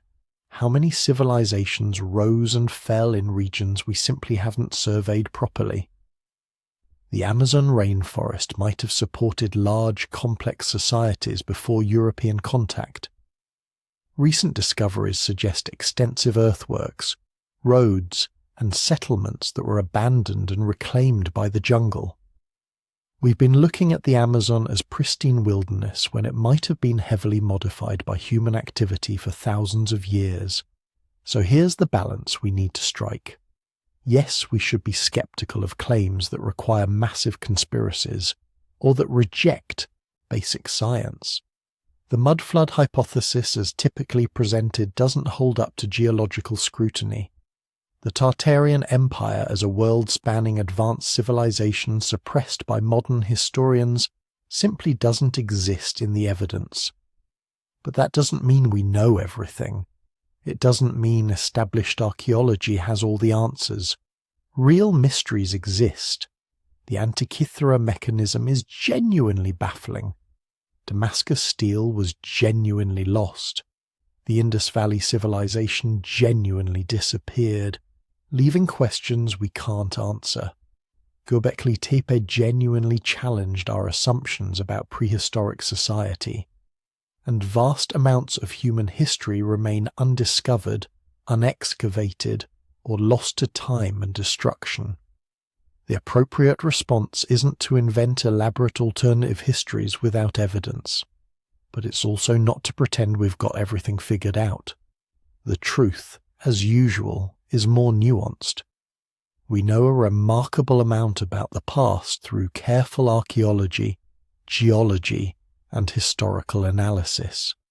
But we also exist in a kind of twilight, looking back through incomplete records at a human story that stretches far beyond what any text can tell us. The mysteries that remain are real. They don't need embellishment to be fascinating. An ancient Greek computer, steel with carbon nanotubes, concrete that grows stronger with time, civilizations that vanished, knowledge that was lost, cities beneath the waves, and everything still buried, still waiting to be found. That's the real story. Not hidden empires or global catastrophes, but the genuine wonder and humility that comes from recognizing how much of human achievement has been forgotten, how much remains unknown, and how much we're still learning about who we were and how we got here. The past doesn't need conspiracy theories to be mysterious. It just needs honesty about the limits of our knowledge and openness to the possibility that our ancestors were more capable, more sophisticated, and more interesting than we sometimes give them credit for. Not because they had help from lost civilizations or ancient aliens, but because they were human, problem solvers, innovators, builders who figured things out through trial and error and passed knowledge down through generations, sometimes successfully, sometimes not.